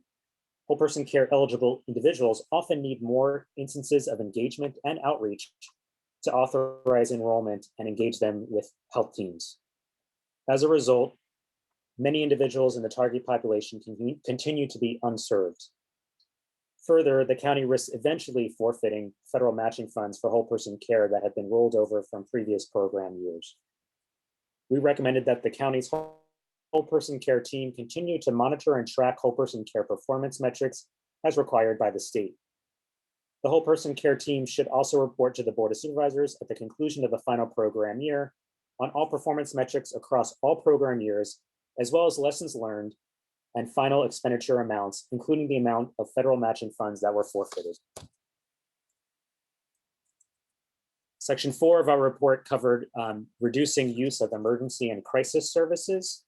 We found that as of spring of 2020, the department was only beginning to identify and standardize processes to measure the performance of the 3 programs approved in June 2018, in the June 2018 Mental Health Services Plan Mental Health Services Act Plan to reduce the number of individuals with serious mental illness who only access emergency and crisis services. These 3 programs are the Assertive Community Treatment, Intensive Full Service Partnerships, and in-home outreach. Therefore, the ability of these programs to reduce visits to emergency and crisis services and increase access to ongoing community-based mental health services is not yet known.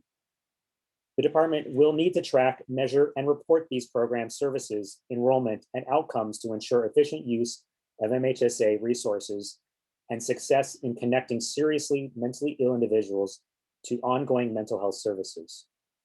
We recommended that the Director of Behavioral Health Services report quarterly on the intensive full service partnership, assertive community treatment, and in-home outreach programs, achievement in service targets, performance indicators, and improvement objectives and plans for improvement if these service targets, performance indicators, and improvement objectives are not met. The quarterly reporting should include the department's quality improvement work plan and program reports, and be reported to the Board of Supervisors Health and Hospital Committee. Section 5 of our report covered timely access to outpatient services. We found that the Behavioral Health Services Department is not able to consistently meet the state's time and distance or timely access requirements for older adults and adults.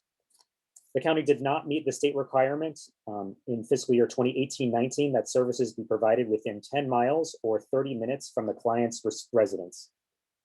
In response, the department created a new mental health outpatient team in Gilroy to serve 250 clients in 2019, but did so by reassigning existing staff from Narvaez Mental Health Center in East San Jose, so that outpatient services did not increase overall. The department also did not meet the state's requirement in fiscal year 2018-19 that clients receive an outpatient appointment within 10 business days of the request, reporting an average of 12.6 days prior to the first appointment. The Behavioral Health Services Department submitted a corrective action plan in October of 2019, outlining the steps to meet the state's requirements, which was cleared by the state in January of last year. We recommended that the department director evaluate how MHSA funding in the draft MHSA 3-year program and expenditure plan for the current year through the next 2 years can be used to expand South County mental health services and restore staff to Narvaez Mental Health Center, and also to develop outpatient procedures to increase staff productivity and direct services to clients. The department director should also include in the quarterly quality improvement work plan and program reports data on staff productivity and the implementation of new outpatient programs, including the increase in the number of slots and ability to meet the California Department of Healthcare network adequacy requirements. Section 6 of our report covered the shortage of residential care and boarding care facilities. We found that the department staff stated that licensed residential care facilities and unlicensed boarding care facilities are closing, and that there is a shortage of facility space to house clients with mental illness. State data shows that licensed facilities are closing at a higher rate in Santa Clara County than in California overall. However, not all licensed residential care facilities accept clients with behavioral health needs, and the lack of accurate information about facilities that do accept these clients impairs the department's ability to assess the need for additional residential care space. The most apparent cause of facility closures are high costs to run the facilities and low facility revenues. The shortage and closures of residential care facilities impairs the continuum of care and patient recovery and generates costs for the county because individuals who are unable to find appropriate residential care or housing when discharged from treatment programs may return to crisis programs, jails, or homelessness. When there is no space available for clients at a residential care facility, the department may use county general fund dollars to pay for an individual's extended care in an outpatient or residential treatment setting. We recommended that the department develop and maintain a resource for tracking all licensed residential care facilities and unlicensed board and care facilities that accept clients with mental illness and report regularly to the Board of Supervisors on facility capacity and costs incurred to the general fund as a result of shortages.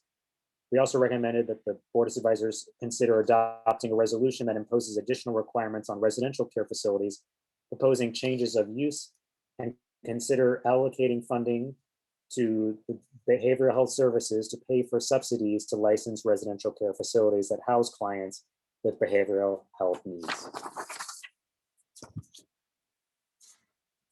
Section 7 of our report covered the quality and oversight of board and care facilities. We found that through survey and focus group results, we found that the living environments in some licensed residential care facilities and unlicensed board and care facilities could be improved to better support client wellness and or recovery. The department has been aware of quality concerns at some licensed and unlicensed facilities since at least 2014, but continues to refer clients to these facilities because there is a lack of available alternatives. Licensed residential care facilities are overseen and monitored by the Community Care Licensing Division, but there is no oversight body for unlicensed board and care facilities to establish minimum operating standards or to receive complaints from residents. Santa Clara County's MHSA 3-year program and expenditure plan includes just under $1 million for the Independent Living Facilities Project, which is a project that is planned to address some of the concerns related to facility quality, oversight, and support. We recommended that the department prioritize the release of the RFP for contract services to develop and manage this project. The department should consider funding proposals that would provide additional support for both residents and operators of licensed residential care facilities and unlicensed board and care facilities in future MHSA spending plans.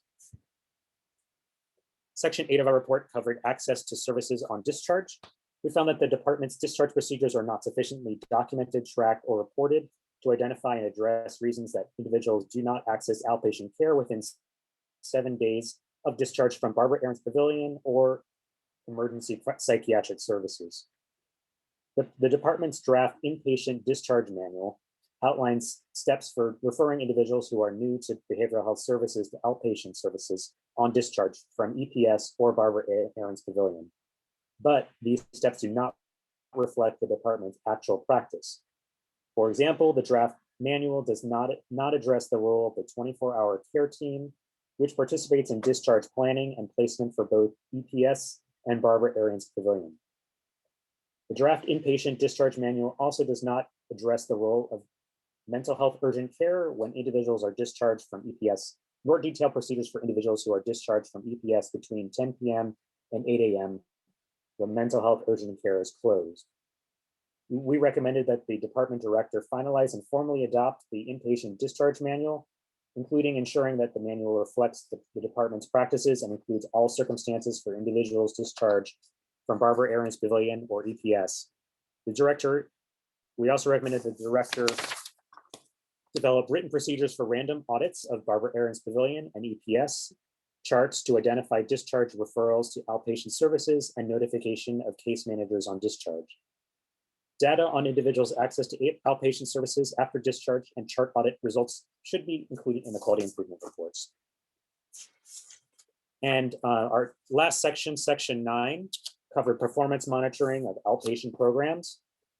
We found that in February 2018, the Behavioral Health Services Department began a transition to a new electronic health record system. The transition was unsuccessful, and as a result, the performance measurement data and the performance learning measures for county-run clinics are considered incomplete and unreliable since February of 2018, which impairs the county-run clinic's ability to assess their performance. The department planned to complete a transition to a new electronic health records system by July of last year. But until the transition is complete and wasn't included in our report because of timing, clinical and billing information for outpatient behavioral health services is spread out across 3 major information systems. Separately, in November 2018, the department decided to suspend the use of performance learning measures in contracted program monitoring in favor of a new contract monitoring tool. This contract monitoring tool relies exclusively on outpatient and does not measure or give insight to client wellness and recovery, quality of life, or other outcomes of behavioral health services. Overall, the department's ability to monitor the performance of outpatient programs, both contracted and county-run, has been impaired by the county's unsuccessful electronic health record system transition and the switch to a new contract monitoring tool that focuses exclusively on program outputs. We recommended that the department revise the new contract monitoring tool for community-based organizations and include client outcome measures that were previously tracked in the performance learning measures dashboard and/or other outcome measures identified by the department in a program monitoring pilot. And also to ensure that the new electronic health record system provided by NetSmart will be able to aggregate performance data for county-run outpatient programs. The Board of Supervisors we also recommended that the Board of Supervisors should request that the department provide a breakdown of the causes of the unsuccessful HealthLink transition after the transition to the new NetSmart electronic health record system is complete. And with that, that completes the overview of our report, and I and the rest of my team are available for questions. Yeah, thank you, Dan, for the very thorough report. That's been very enlightening and disheartening in many of the respects as well. So we will definitely have lots of questions to ask. Before I start, Supervisor Chavez, do you have any questions on this item? Yes, but Supervisor Lee, I'd love to hear from the public first, and then I'm happy to go first or second after you, whatever you prefer. Let's do that. How many people do we have right now? From the public would like to make a comment? We currently have 2 requests to speak. Great. Why don't we do the public comments first? Go ahead. Sure. The next speaker is Irvish. I'm unmuting you. Please accept the unmute. You will have 2 minutes to speak, and the timer will start when you begin speaking. Again, I wanted to thank you to the Board of Supervisors and as well as the county staff with regards to the budgetary comment. I wanted to mention about the Assembly Bill 1864, which was introduced on September 25, 2020. The bill's applicability in terms of a jurisdiction and legislative procedure, part of a section 371 for the financial code. As per the financial institution and the regulation, there is a Department of Financial Protection and Financial Protection and Innovation is to be established. The Department of Financial Protection and Innovation would be responsible for the business oversight in the businesses, consumer services, housing services, mental health services, and other applicable departments to be directly reporting the financial reports to the Board of Supervisors and as well as the respective organization as a part of a Department of Business Oversight and the Business Oversight and the Business Oversight Commission. Also, the law allows the institution to provide in granting the financial products and services as per the state jurisdiction, and the applicability of that bill is with the local programs as well as the county and the city programs in terms of applicability. That allows the commission and as well as the Board of Supervisors to retain all of the rights of properties, debts, and liabilities of an organization, as well as the respective chairs, vice chairs, commissioners serving to the County of Santa Clara. The bill also enforces the California Consumer Financial Protection Law to strengthen the ability of an organization to improve the accountability and the transparency in the financial system. Thank you very much. Our next speaker is Lorraine Zeller. I'm unmuting you. Please accept the unmute. You'll have 2 minutes to speak. Timer will start when you begin speaking.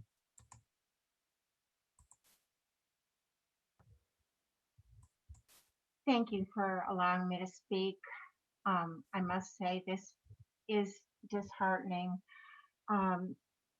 I worked for the department as a mental health peer support worker for 10 years and also was the coordinator of Community Living Coalition who brought the concerns to the Behavioral Health Board. And because of our work, the Independent Living Facilities Project was to be funded in the 2019 annual report under prevention and early intervention, which would not have required any learning to continue. So I want to challenge, I want to ask a question about recommendation 6.1 to develop and maintain a resource for tracking all licensed residential care facilities and unlicensed board and care.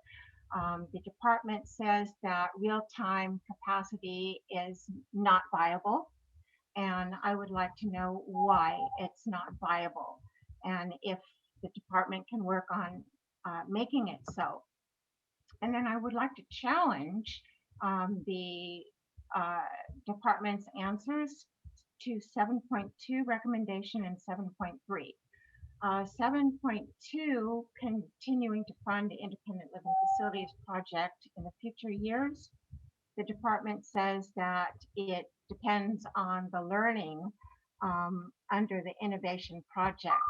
However, both 7.2 and 7.3, if it were funded by PE&I, the learning wouldn't be. And 7.3, the department could find other ways. It doesn't need to depend on the learnings from the proposed innovation project. So I'm hoping to say more. The next speaker is Alyssa Koff Ginsburg. I am unmuting you. Please accept the unmute. You'll have 2 minutes to speak. The timer will start when you begin speaking. Oh, she has lowered her hand. Oh, there she is again. Okay, sorry about that. Alyssa, go ahead.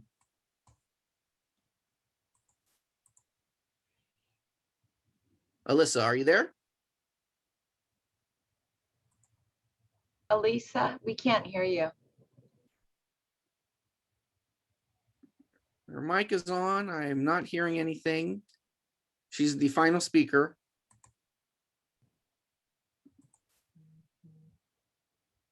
Nope, I'm not hearing anything from Alyssa. And she's the final speaker. Okay, all right. Oh, there you Okay. go. Oh. Megan, yes. I'm Alyssa, so sorry. No worries. I'm Lisa Koff Ginsburg with the Behavioral Health Contractors Association. On behalf of our membership, I want to thank the board and the audit staff and the county staff, and appreciate the attention given to making improvements in how services are delivered. I just want to reiterate that BHCA members are ready to work with county staff and also consumers to strengthen our service provision system to make it accessible and responsive to the range of needs for all county residents. Thank you. And that concludes our request to speak. Okay, thank you. And I'll then turn this over to Supervisor Chavez. Yeah, thank you very much. I want to start by saying that this study's been going on for a really long time. And so I think that some issues have been addressed. And I just want to say how pleased I was to see how much agreement there was throughout the document. And also, I thought it was impressive that the department worked hard enough on their responses that they even got the auditor to agree on their recommended responses in some areas. I have to say that happens very rarely, and really appreciate the body of work that went into this. Sherry, if you don't mind, I wanted to give you an opportunity to give your perspective on the overall report, and especially given that your leadership, your rise was right in the middle of the study, or maybe toward the tail end of the study. So wanted to just see if you had any overall comments, and in particular, any comments about the work that you've been doing to address capacity. Sure. Thank you, Supervisor Chavez and Chair Lee, and to the audit team for your report. I appreciate Supervisor Chavez, your comment, because I think the audit was initiated in August of 2018 and looked several years back at data, which is critically important as we look forward. And I think, it's important to note that there were several circumstances that have once again altered, the way in which we have and will continue to provide services going forward, namely the COVID-19 pandemic. And so, just noting the importance that when the audit was initiated, there was a different director in the leadership role who retired last summer. Similarly, we had a different deputy director who also retired, a senior clinical risk manager who really helped facilitate the audit, who also retired during that time. And at the time we were required to respond to this, we were really in the height of the pandemic last summer. So just taking all of that into consideration, I think, when you're looking back several years at information, clearly there are certain things that have moved forward since, and certain areas that we continue to feel are important focus. So I think one of the things I did want to highlight is around section 2, and that was around the slow spending of MHSA. I think it's really important to note that slow spending between fiscal years 2005 to 2014 and 15 applied to many counties, not only Santa Clara. With the inception of MHSA, it was really, it took time to ramp up these programs. And not only did it take time to ramp up the programs, but it really required that new programs come online for MHSA. It wasn't simply taking this new funding source and bolstering what you already had in place. And so, that was really the impetus for the state passing AB 114, which was to provide the counties more time and opportunity to spend down these funds. So Santa Clara County has spent their funds. To date, we have not reverted any funds. And currently, we do not have a risk of reversion for our community services and supports or prevention and early intervention components of the Mental Health Services Act. I do want to address the Mental Health Services Act innovation part of the report. And I wanted to emphasize that the spending on innovation is also heavily dependent on several programmatic factors, such as recruiting, the ability to stand up programs, and the state has recognized many of these challenges that not only impact Santa Clara, but other counties that have also worked to implement new innovation programs. And so during the COVID pandemic, the state actually allowed and permitted no-cost extensions to extend program duration. So once again, that really helped us in the sense that, these funds were not at risk of reversion. However, despite that, we continued to work really hard during the pandemic, particularly around our MHSA innovation programs. We invited new ideas at the beginning of 2020 in January, and then the pandemic hit. And despite the pandemic hitting us, we continued to engage in conversations with our stakeholders, the public, and took time to review those innovation projects. Many of the projects that came forward were really clearly innovative, and our stakeholder leadership committee at that time really felt it was important to not only honor the submissions that had come in earlier in the year, but also recognize that there was a hugely changing landscape based on the pandemic. Not only was, were all of our services and systems and the lives of many of those we serve impacted, but alongside this huge health pandemic was also the situation with George Floyd's murder and really the rise around the acknowledgement of race, equity, and social justice issues. And so there was really an interest on the part of our stakeholders to consider options beyond those that were originally submitted as innovation projects And so we went through an entire process where we could really entertain ideas that would not only address kind of the current landscape, but also honored the idea that any of our innovation projects need to address mental health services. And so I did want to just highlight a couple of things related to the slow spend of innovation. We have a project, which many of you are aware is going to the MHSA OAC next week.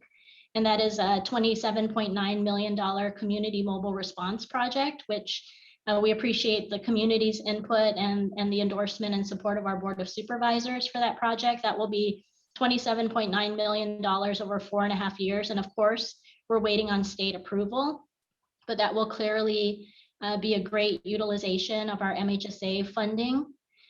We also recently received approval for another project addressing stigma and trauma in 2 communities in our county, the Vietnamese and African American and African ancestry communities. Again, that's a $1.6 million project over 3 years.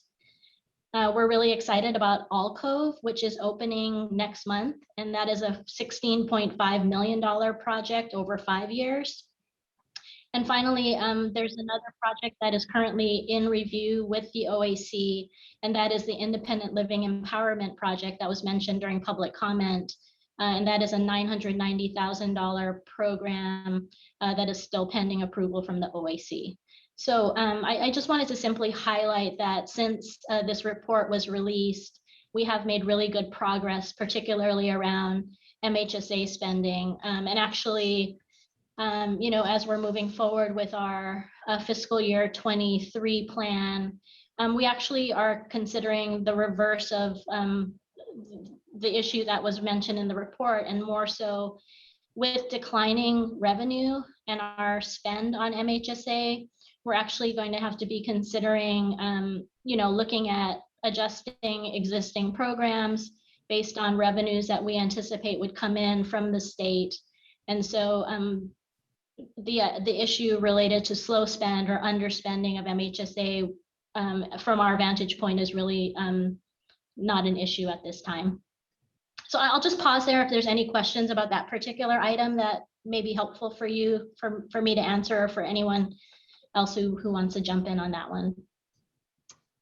I don't. I have some comments about the rest of the report. Sherry, Sure. do you have anything else you wanted to say? Yeah, I did want to say to your question specifically, Supervisor Chavez, around some of the other areas. We have been working rigorously with our adult and older adult system of care, particularly around thinking about, for lack of better words, kind of really the end-to-end system of care. So thinking about how do individuals enter, how do they gain access to these services, what happens while they're in service, and ensuring that we offer an array of services to meet their needs. For those with more acute needs, that we have available services for those you know, who are able to improve their functioning, having really a full continuum of service available to them, and considering the importance of you know, the stability around housing, residential care facilities, and the availability of beds for those who most need that level of care. And so we have been working quite actively, even during the pandemic, to continue to ensure that those services are available, that they're provided in the least restrictive way. And so while we may be looking at the need for more intensive services, additional residential care beds, we're always considering the importance of ensuring that our continuum is really responsive to the needs of multiple individuals at any given point in time. So we will continue to do that. We've continued to do that in partnership with our contract providers.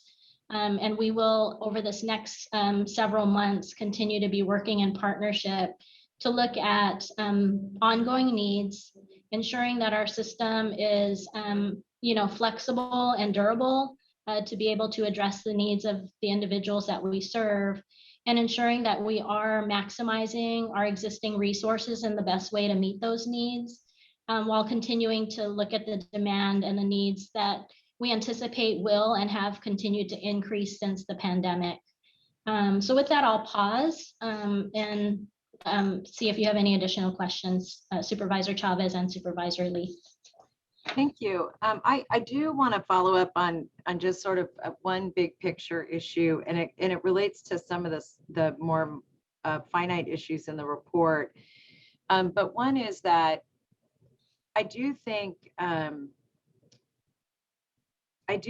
this is such an important area, and I will say I think a majority of our board really prioritizes and will continue to prioritize mental health issues. And so a couple of issues that I just want to raise. I think one is that even as part of the budget, like better being able to explain the continuum of care and where we're being able to quantify resources more quickly and accessibility to them. Because I think one of the points that you raise that's so critical is that there are a whole bunch of areas that I think you've made really dramatic strides and by the way, in a really tough time.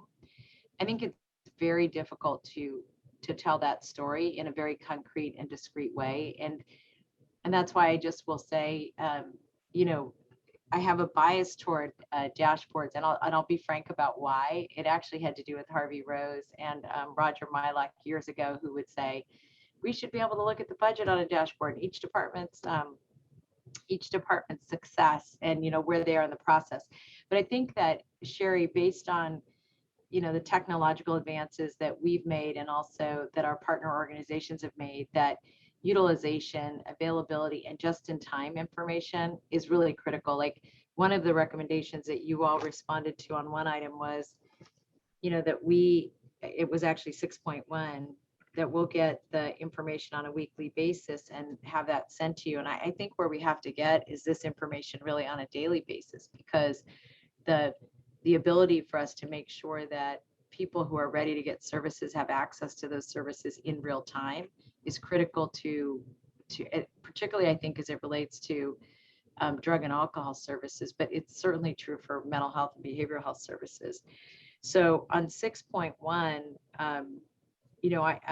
I'm agreeing really with the auditors and just saying that, on that one, we should be really shooting for daily levels of information.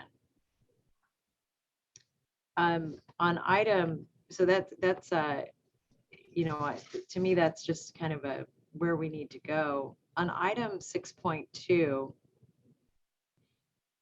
I'm not sure I understood the response entirely, Sherry. And this is the item that says report regularly to the Board of Supervisors on residential care facility capacity and any other costs incurred. I understand what they're asking about relative to the city, but I guess what I don't understand here is that just the inability to report. Is that because, maybe you could just help us understand that. Sure. I think that's related to the request to just, and to your point, I think having the availability of real-time data of individuals moving in and out of a residential care bed.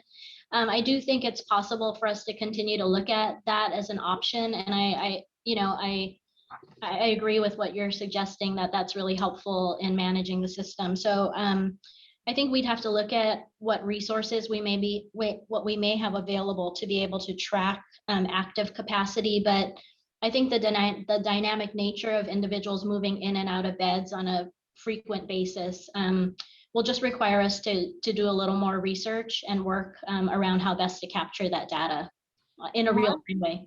Yeah, and Sherry, one recommendation I would make is that this may be an opportunity for us to, again, talk to Harvey Rose about having them make a more detailed recommendation about the how of it, and especially being able to look at other counties and frankly, other services that we provide where we do track the utilization, for example. And I get that there's a healthcare record option here, but like in the hospital, we absolutely need to understand when someone's leaving, when someone's coming in. So even within our own network, we have that capacity. I understand we have a health record and there are other opportunities there. And I also recognize that this is going to require us to make some investments in our partner organizations for data. But I do think that you just mentioned earlier that resources are going to be more constrained because you're spending to your limit. This is one of those areas that really, if we could get more detail, we'd be able to utilize resources more efficiently. And by the way, Miguel, this is one of those areas where we could improve efficiency to equate to not having to expand resources potentially. So Miguel was reminding us this morning that we have finite resources. That's why I'm just raising that with Miguel now. If I could go down. Miguel, were you just saying amen? I was just going to say thank you for acknowledging that. Yeah, and we'll continue to work on looking at different ways to make, have the work be more efficient. And frankly, as we said this morning, even stopping those programs if they're not working, and trying to redesign and do things more efficiently. So thank you for recognizing that. I'd also like to jump in on that one too. I think, it would be nice to have daily numbers of beds filled, but I think it's important to realize the logistics involved here. We have scores of different locations and many patients moving in and out. We don't have an electrical connection and we don't have people measuring beds. These are not hospital beds. So it can be done, but it's not going to be done easily. It'll require people visiting facilities, once a day. And of course, we always wonder, is it better to be visiting a facility or actually taking care of a patient? So yeah, but Dr. Smith, I think those binary choices aren't necessarily, I don't think that's necessarily accurate. I think you're right. I think I did acknowledge the technological challenge, and I'll just acknowledge that again in case that wasn't really clear on the record. But this is also the responsibility of our partner organizations that we're funding to be able to do updated daily reports. And right now, it's just, in many cases, it's not a requirement that we have of our partners. And that, if you have 10 or 20 beds and you're reporting every night, then the people that are in them and then the availability and able to update that's going to make it easier for the entire system. I appreciate the point you raised that we're far away from making sure that everybody can use the same, maybe complex record like Epic, but to be able to upload information that, that's included in a database format, even a Microsoft platform, we might be able to do that in the interim. And that doesn't require us to misuse people's time, but actually may give us an opportunity to find that we have more open beds and we don't need to expand them. maybe I was misunderstanding. I thought the referral said to have the department keep a census count. What you're saying really is to require the provider to supply us with census. That's right. Which is a whole lot easier. And so I withdraw my comment and completely agree with you. I just don't want to have mental health treatment specialists running around the county counting beds. I'd love to have the bed owners counting beds and calling us and letting us know what their availability is. I totally agree with that. Yeah, and that might just be a contractual restructuring and prioritizing, information in real time, and then frankly, us having the capacity to utilize it, right? And that brings us back to our call center and how we're getting people from place to place. But I know that work will continue with our nonprofit partners to better understand that. Item 7.2 and 7.3, I think these two items where there's a partial agreement, I do think that they've both been addressed. And so it appears to me that the way we would want to acknowledge these is that under 7.2 and 7.3, the Mental Health Services Act money is in fact being utilized. Just to acknowledge that's already been addressed. The one thing that Sherry, I think that might be an outcome of this work again, would be to have a public way of just acknowledging the Mental Health Services Act money utilization, in particular because so many folks see that as an opportunity for utilization. And if they think that money's out here in the world, we're going to hear more people saying, give us that money. So we should figure out a way to, when you do your report outs annually, to demonstrate the utilization rate of that resource. And then on 9.3, you know, I'm sorry that I really don't understand this one as well as I would like to. And on 9.3, this is around the utilization, or I'm sorry, let me go back to section 8 just real quick, and then I'll go to 9.3.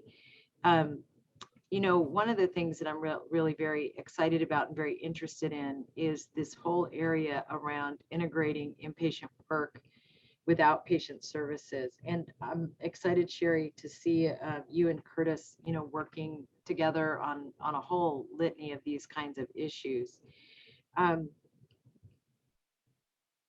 One thing I just want to highlight here is that I want to make sure that we are figuring out a way sooner rather than later to notify outpatient teams when their clients get to EPS, not when they're leaving, but when they arrive. And that we have that that the handoff is really utilized between the patient and the provider they already have, as you know, and in the best way that we possibly can, to make sure that we're not letting someone fall between the cracks, or then we have to have a staff person. Actually, this goes back to Dr. Smith, your point, where we've got staff people chasing someone around instead of having that really warm handoff and connection. The other thing I want to ask is, add to the list here, is to give the EPS staff access to the substance use beds and treatment. And I don't know, Sherry, if that's already in the works, you know, in terms of deepening the communication and partnership with EPS, or if that's something that's been discussed, or if that's in process. Yes, I mean, we're working on looking at the availability of those resources and streamlining, you know, the access. So that will be work that we will be taking on ongoing. Thank you. And the other thing is, I would like to, I would like to get us an off-agenda report just to make sure that I understand how we are managing discharges from EPS in particular, so that we're not letting people out in the middle of the night. And again, because we want to make sure that we're having that warm connection between the client and their service providers. I know that, and Dr. Smith, this is something I really wanted to make sure I shared while talking to you, is that I really am very interested in an idea that I think Sherry has been discussing with our nonprofit partners. And this is really to take some of the folks that we have, some of our nonprofit partners, to work on stabilizing individuals who've been to EPS more than once in a 6-month period, with the idea that the project would really address the needs of the clients, but second of all, that that we're really doing whatever we can to stabilize the person, giving the kind of flexibility in our contracts that really allows us to do that, so that we can determine whether or not it's possible for us to step people down. You know, we've got this theme around least restrictive, and one of the problems is that I think we need to take people before they escalate dramatically. And I am wondering, both for you, Sherry, if that's something that is, you know, being discussed right now, and if there's becoming a plan in place to address that population. Yes, that's something we are currently working on. And, you know, I think through our work with our contract providers and the community, there is a desire and interest in looking at what types of flexibilities can be built into our agreements, such that the importance and critical nature of outreach and engagement can be supported in a more robust way. And so we are continuing to have those conversations, looking at our existing agreements and determining how we can, how we can make that available. So that work is underway. It'd be great to get just an off agenda as when you're starting to wrap that up, just so we're aware of when that pilot kicks off, who are the leads on it, and how you're studying that, to see how that works. I think that's going to be really, really great work. And Dr. Smith, this is a question that I have for you. And I don't know, or maybe, I don't know if we have anybody from the health and hospital system, or maybe Curtis wants to respond to this, but Dr. Smith, I'll just start with you and see what your thinking is on this. I have gotten a lot of feedback about our county not having medical detox. And what I don't understand is whether or not that's in our near-term plans, and whether or not the connection between people who end up in EPS and the need for medical detox. I know we've expanded community detox, but medical detox is in the works for the healthcare system, for for VMC and our partner hospitals. We should get back to you with an off agenda. In general, inpatient detox is not shown to be very effective, but there are, combinations of inpatient and outpatient that can be useful. But let us get back to you with some more expertise besides me, unless Sherry wants to add something. No, Dr. Smith, I support your comment. I think it's probably best that we come back with an off-agenda report on that. That'd be great. And when you all take a look at it, could you help me understand and make sure we interview the EPS staff to determine whether or not they have a high enough level of access to drug, like the SUT side of the house, not just the mental health side of the house. And I feel like that it's still not one house, that division still exists. And so both in terms of their access, and then second of all, I recognize that detox and medical detox are two different things. I think the reason I'm asking about medical detox, or I know the reason I'm asking about medical detox, is that I'm wondering if there are people who fall through the cracks because what they need is higher risk medical, because I understand you need medical detox if you're addicted to alcohol and you're trying to come off of that. In particular, that could be a risky detox versus drug and alcohol detox where there may be less risk. I just don't really understand the delineation. So if someone could help us understand that, then what the plan is, and then second, how we make sure EPS has the appropriate level of access to those services would be great. Thanks, I appreciate that. Supervisor Chavez, this is Michelle De La Calle from the Whole Person Care Program, and I work with Curtis and Sherry and Paul and everybody, and we do have some information on this, and I'll work with Sherry and Curtis and the team to try and support that report. But this is definitely something where there may be a gap that we can look at. That'd be great. Some preliminary work on that. Oh, that's excellent. Good. I know a lot of this stuff. I totally appreciate that the report's dated, so we're trying to fill in a lot of gaps. So thank you for that. So as it relates to the outstanding recommendations that are really directed to the Board of Supervisors, I do just want to say of the 3 recommendations, to include that in the administration's analysis and recommendations on the 2 in section 6. And for the 3rd, that we ask for those to be reported out at HHC, and to include the discussion of the status of NetSmart implementations and lessons learned through the experience. I think that would just help us all kind of get caught up. Thank you. And Otto, I really appreciate you letting me dive into that information. Sherry, thank you very much for being so ready. And I just want to compliment the team, our auditors, because this is a really complicated department, and I thought this was very well done. Thank you. Yes, thank you, Supervisor Chavez, for the very detailed questioning, and those are definitely, you have covered quite a few of the questions that I was ready to ask. So Thank you for asking those.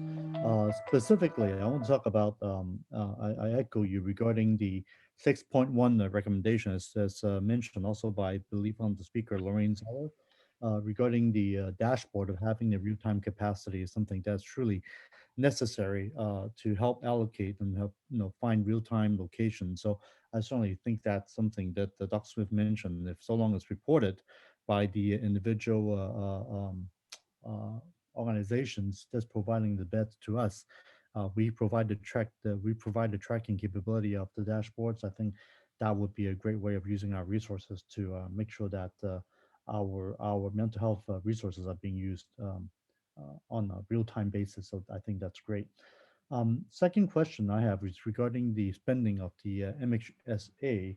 My understanding of the MHSA was from Prop 63, right? This was basically the tax on some of the highest income individuals in California, and it was passed overwhelmingly, and certainly a lot of funding has come through, but the spending has always been slow as one of the complaints that we have seen. So my number one concern, I want to make sure, Sherry, I hear that correctly from you. I think you mentioned that there's no funds at the risk of reversion or being returned back to the state or the federal government. Is that correct?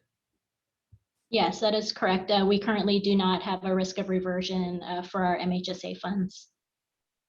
Okay, and has there ever been any MHSA fund been reverted at all since its inception? To my knowledge, Santa Clara has not reverted any funds for the MHSA back to the state. Good. Okay, thank you. No, we've Certainly. had nothing. Thank you, Dr. Smith. I'm glad to get the confirmation.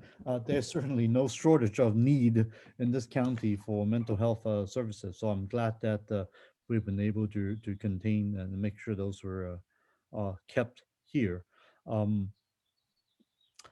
The on 6.4, it talks about allocate funding to pay for subsidies to licensed residential care facilities housing clients with the behavioral health needs.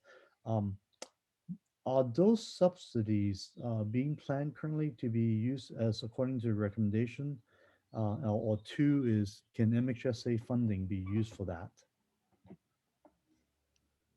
Sure. I'm actually going to have Margaret Obalor is our Director of Adult and Older Adult Services. And so I'm going to actually have her respond to that with respect to the residential care facility.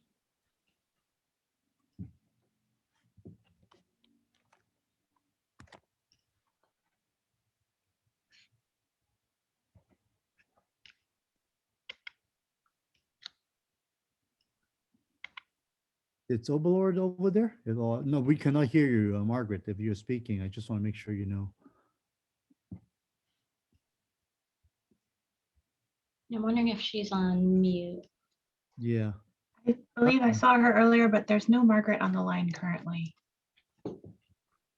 Okay.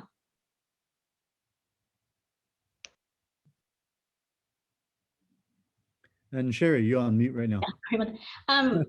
Can you repeat your question? And it may be a situation where we would want to get back to you with some additional detail in an off agenda report. Yeah, that would be great. Yeah, so on item recommendation 6.4, it talks about recommending the allocation of funding to pay for subsidies to licensed residential care facilities housing clients. So being a priority one, so the question number one is are we planning to do something like that moving forward? Number two is, can MHSA funding be used for these type of subsidies? Okay, great. I'll take note of that, Supervisor. That's fine. I mean, I just want to hear a path forward on these excellent recommendation from the audit. Regarding the timely access issue that was raised on section 5 to the outpatient services, there was identification of like 12.6 days, which is of course very, very high. Could you update us what are our metrics now in terms of these outpatient services access in terms of time lately? Yes, and we currently resolved our corrective action plan back in 2020, and so we are meeting the current standard of the 10 days to be able to provide that service. Less than 10 days, right? Yes. Do you have numbers as to, are we at 8 or 7 or 9.8? I'd actually have to be able to get back to you with that specific number. But Please. we are currently in compliance with the Medi-Cal final rule standard. I mean, even though 10 days is a rule, right? But if you really need help, 10 days is a long time, right? So so I would certainly like to see how we can continually do better. I mean, what the Medicare rules to me is not the ceiling. That's really just the basement. That's the baseline that we should work on. So I certainly want to see how we could work on improving those numbers. On the issue as you know, we are going to go through talking about the assisted outpatient treatment, some call Laura's Law, coming up in the next board meeting. And certainly a lot of funding will be needed to implement that program. If that program were adopted by the Board of Supervisors, let's say, would that be qualified to be using MHSA funding to fund that program or a good portion of it? Again, so our Mental Health Services Act funding requires a stakeholder process. And so any type of request for example, the example that you use, assisted outpatient treatment, would actually have to be considered through the public stakeholder process in order for funds to be allocated for that purpose. And what does that entail? Sherry, briefly. Well, it entails that we would have to, bring forward the idea of funding a specific service or a component of assisted outpatient treatment. We would have to have public stakeholder communications and conversations to actually gather input from the public. It would require that we provide a written plan, post that plan for 30 days, be able to take that forward for endorsement and approval through our behavioral health board, and then bring that back formally to the Board of Supervisors, and then send that plan that if it is endorsed by the Board of Supervisors to the state. So just a very nutshell description of the process, but it is quite a process where, it is a community's input and plan that really supports our Mental Health Services Act. And so there would have to be that support from the community around that. Good. I just want to make sure that we are aware of the procedures and that we do not leave the stone unturned if that were to be adopted by this board in the next meeting, that we will be able to engage in that type of process to make sure that we could use the money that we have sitting around for the MHSA to use it. Now, the mobile response program, you talked about the $27.9 million for 4.5 years. I've been hearing a lot of good feedback on that program. And I'm certainly glad that the funding is being used. So would you say, is that the largest chunk of funds being used right now on the MHSA among the different programs? Amongst the innovation programs, yes, that would be the largest. Right, because the other one you mentioned that was pretty large was the ALCOV, which my fellow Supervisor Smithian has asked plenty of questions. I don't need to go there today at the HHC meeting. And Supervisor Lee, I do know that Dr. Smith's hand is up, so I wasn't sure if you wanted to intervene and make a comment. Absolutely. Yes, please, Dr. Smith. I'm sorry, I didn't see your hand. No problem. I was wanting to address a question you made a while ago about AOT, and obviously, depending on what the board does on Tuesday, the next step in the process would be to develop a plan, and so that is quite a bit of work in order to come up with how that plan will be structured, what it'll involve, where the funding will come from, and all those kinds of things. So I think the question you're asking is a very important one, but I don't think we'll be able to have an answer for you until a plan is developed. Right, and I just want to make sure that we do not forget the fact that the MHSA funding is a possible revenue source for it. And I just want to make sure that we are going to go cross about the i's and hopefully we'll be able to utilize some, if not all of it, to help our new programs. Because my understanding and make sure I say is that the problems, they don't allow you to use it to existing program, but for new programs, that's what MHSA is supposed to be program used for, these innovative things. So in this case, I guess that would be perfect for what we're trying to do. So okay. Yeah, it's a screwball kind of funding source because it comes from millionaire tax, and so some years it's really high and some years it's really low depending on what the stock market's doing. So it's pretty unpredictable, but that's one of the problems with spending it. That's what happened with the state, all of the counties in the state a few years ago, that there was a big surplus that popped up at the last minute, which precluded people from coming up with programs. Got it. Right. But at least we still got the money. So hopefully Yeah, and we kept it. that was my number one question, right? And then, in all fairness and all kidding aside, right? I mean, the need of our mental health in our county is definitely increasing, especially during COVID. And that's been seen in so many different metrics that we're looking at. So these programs that we're developing or working on, certainly not too soon by any stretch of imagination. My last question is regarding this, which really most sounds to me is not a healthcare issue, it's an IT issue, right? That this transition from HealthLink or My Avatar, or is it going to be NetSmart? So which program are we going to be using? And this past failure of the transition, is that going to get rectified soon, or what are we doing moving forward?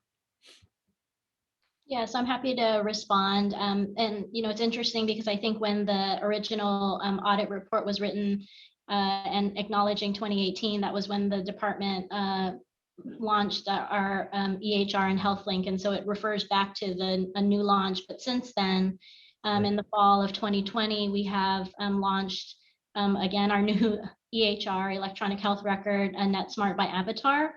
And so the vast majority of all services that used to be recorded in HealthLink have transitioned over to NetSmart My Avatar as of September 1st of last year.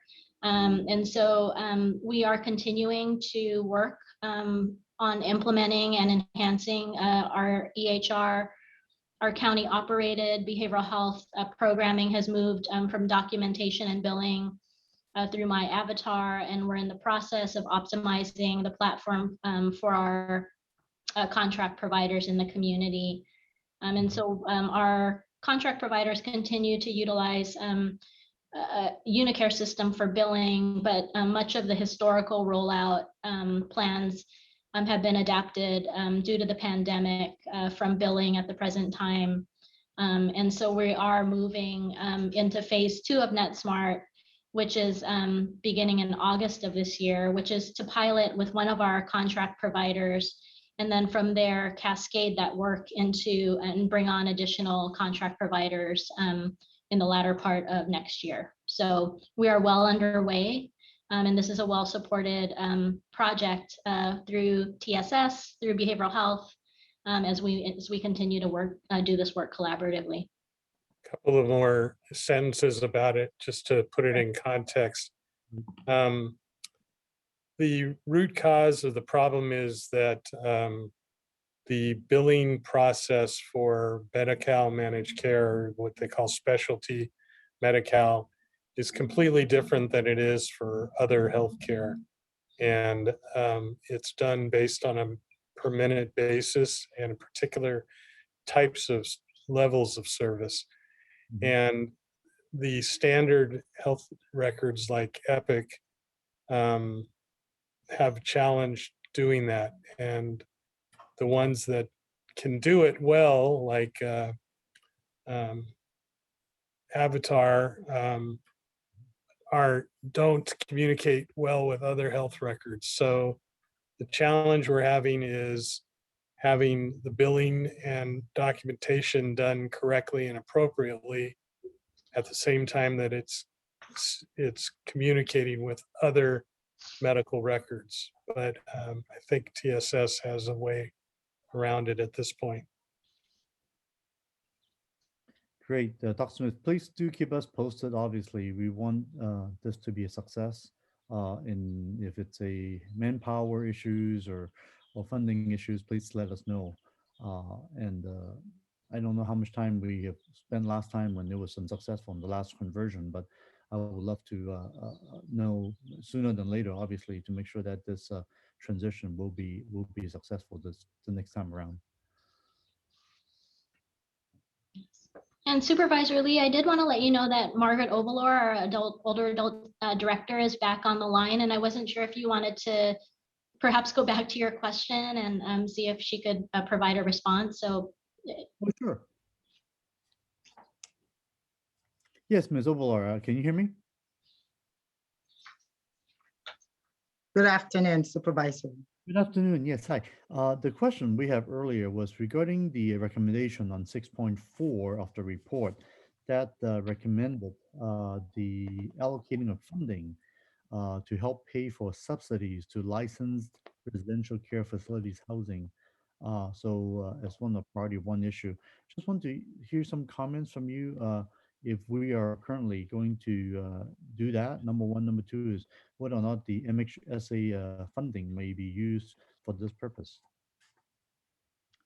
So yes, in the past, we have used MHSA to fund parts of the supplemental services program. And at this point, this is around the time when we review the current spending and we analyze the number of beds that are being utilized. And based on that, we are able to work with the providers in terms of coming up with what an increase on the number of beds would look like, and also look at, how much it will cost us to be able to provide any increase in terms of the rates that we're providing to the contractors. Right, great. So if possible, maybe you could give us a agenda report on the amount of this type of subsidies that would be made available moving forward to meet the recommendations in 6.4 and how much of that could be actually from MHSA funding. That would be wonderful. Thank you.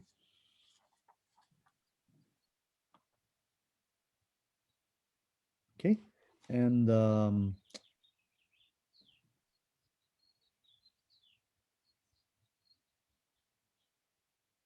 I think, oh yeah, one more issue is on the management audit report. It talks about the contracts for professional and provider service make up about 70% of the BHST expenditure. Since that's a pretty large number, just trying to see, is there any thought of potentially bringing some of these services in-house? I think as we continue to look at our system of care, we always want to maximize the expertise that we have both in county and community. And so I think it's sometimes a matter of looking at what particular program or service we're looking to stand up. We really want to maximize the efforts of our contract providers who have really vast and wonderful experience in the community, providing those services, in the neighborhoods and cities and communities that we serve. At the same time, we also look at our county operated programs and the levels of expertise and excellence that they bring to the system as well. So I think we continue to look at options as we begin to roll out programs, and always try to balance really how we can best and most efficiently roll out those services. So I don't know that that's a precise answer for you, but I think we're continuing to always look at our different options, in what ways can we truly maximize the expertise in both areas and have a system that is truly responsive to the needs. And so I think that's kind of the best I could say to respond to your question. Well, thank you, Sherry. Is definitely constantly a balancing act based on needs and expertise available in the community versus in-house.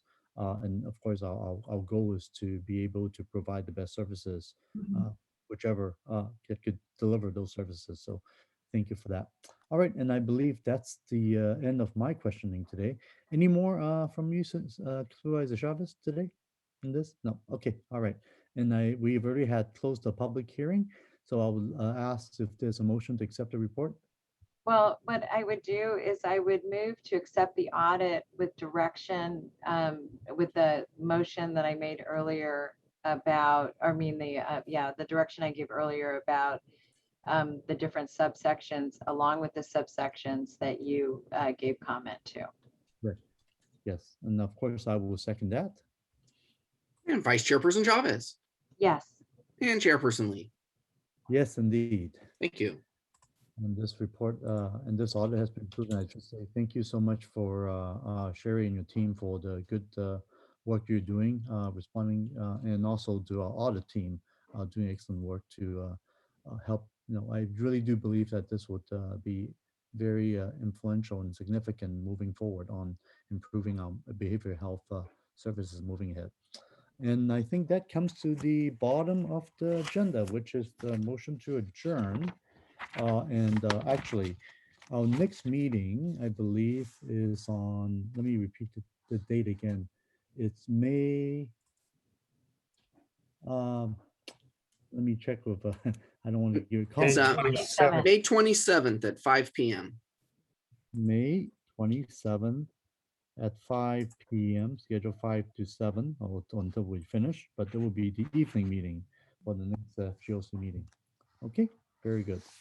And I think that's it for today. And thank you very much. And Thank you. Thank you. Bye-bye. Bye.